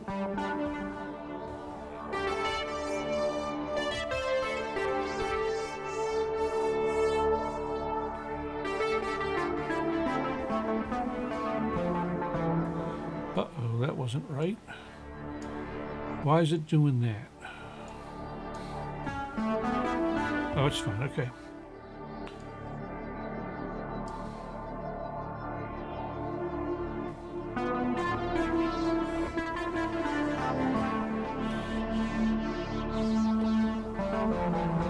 Nah, I don't want that for Sunday.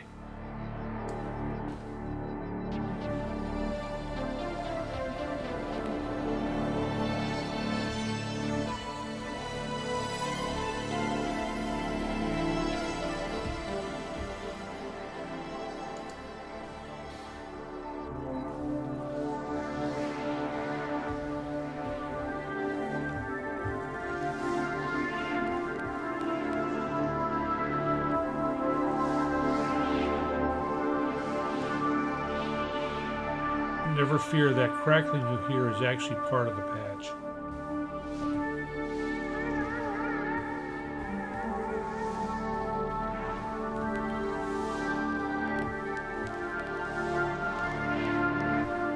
All right, Culture, thanks for coming by. Good to see you. Thanks for hanging.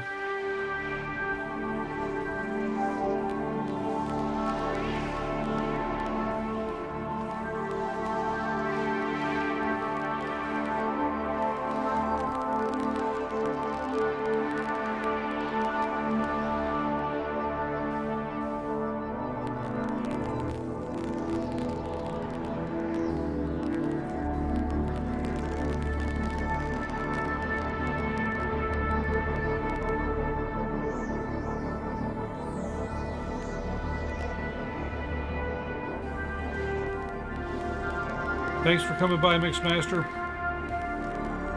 So just so everyone knows, before you go, on Sunday, 1 p.m. Eastern Time is the Gallimaufry Jam. That's for about an hour. That'll appear on the same channel. It'll also be on Jeff's channel, Animotion Music's channel, and I can't remember who else is on with us this weekend. But you can watch it here, and and then I'll be back also on Monday night, my regular time, 8 o'clock. So, and while I got you too, I got to do this because I pushed the button. I did all that work on the graphic, so.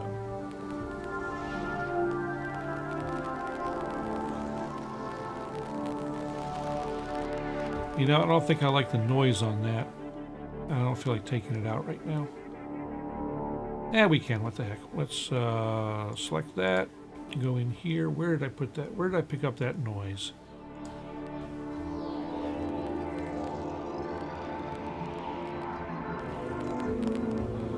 that's in layer B. No. Oh, where did I grab that from?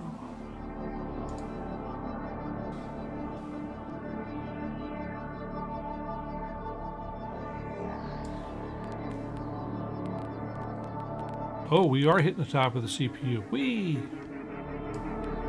Such fun. All right. Well, interesting. Interesting. I'll look at something real quick.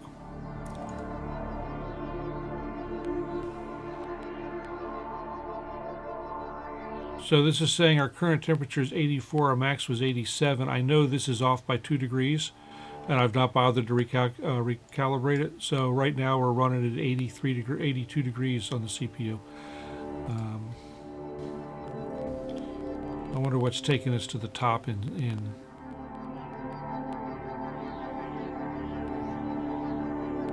what is the oh, this is the patch that's killing it too. So I can look in Ableton. I can see which one percentage-wise is using the most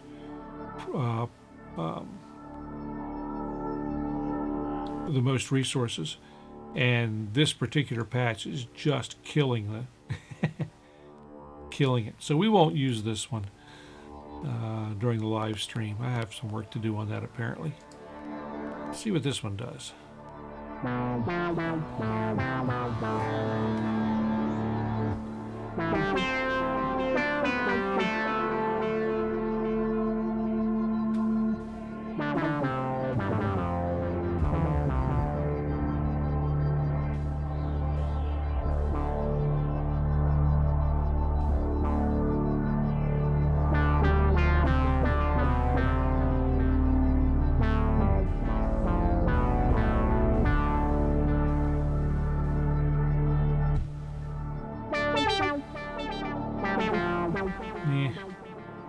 Maybe.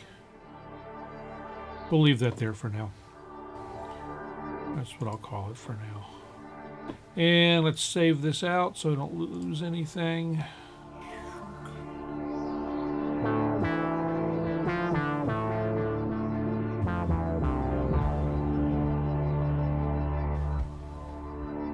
Alrighty then. I guess that's going to do it. Yeah. That will definitely do it for the night. Yeah. So, everyone take it easy. Yep. Have a great evening.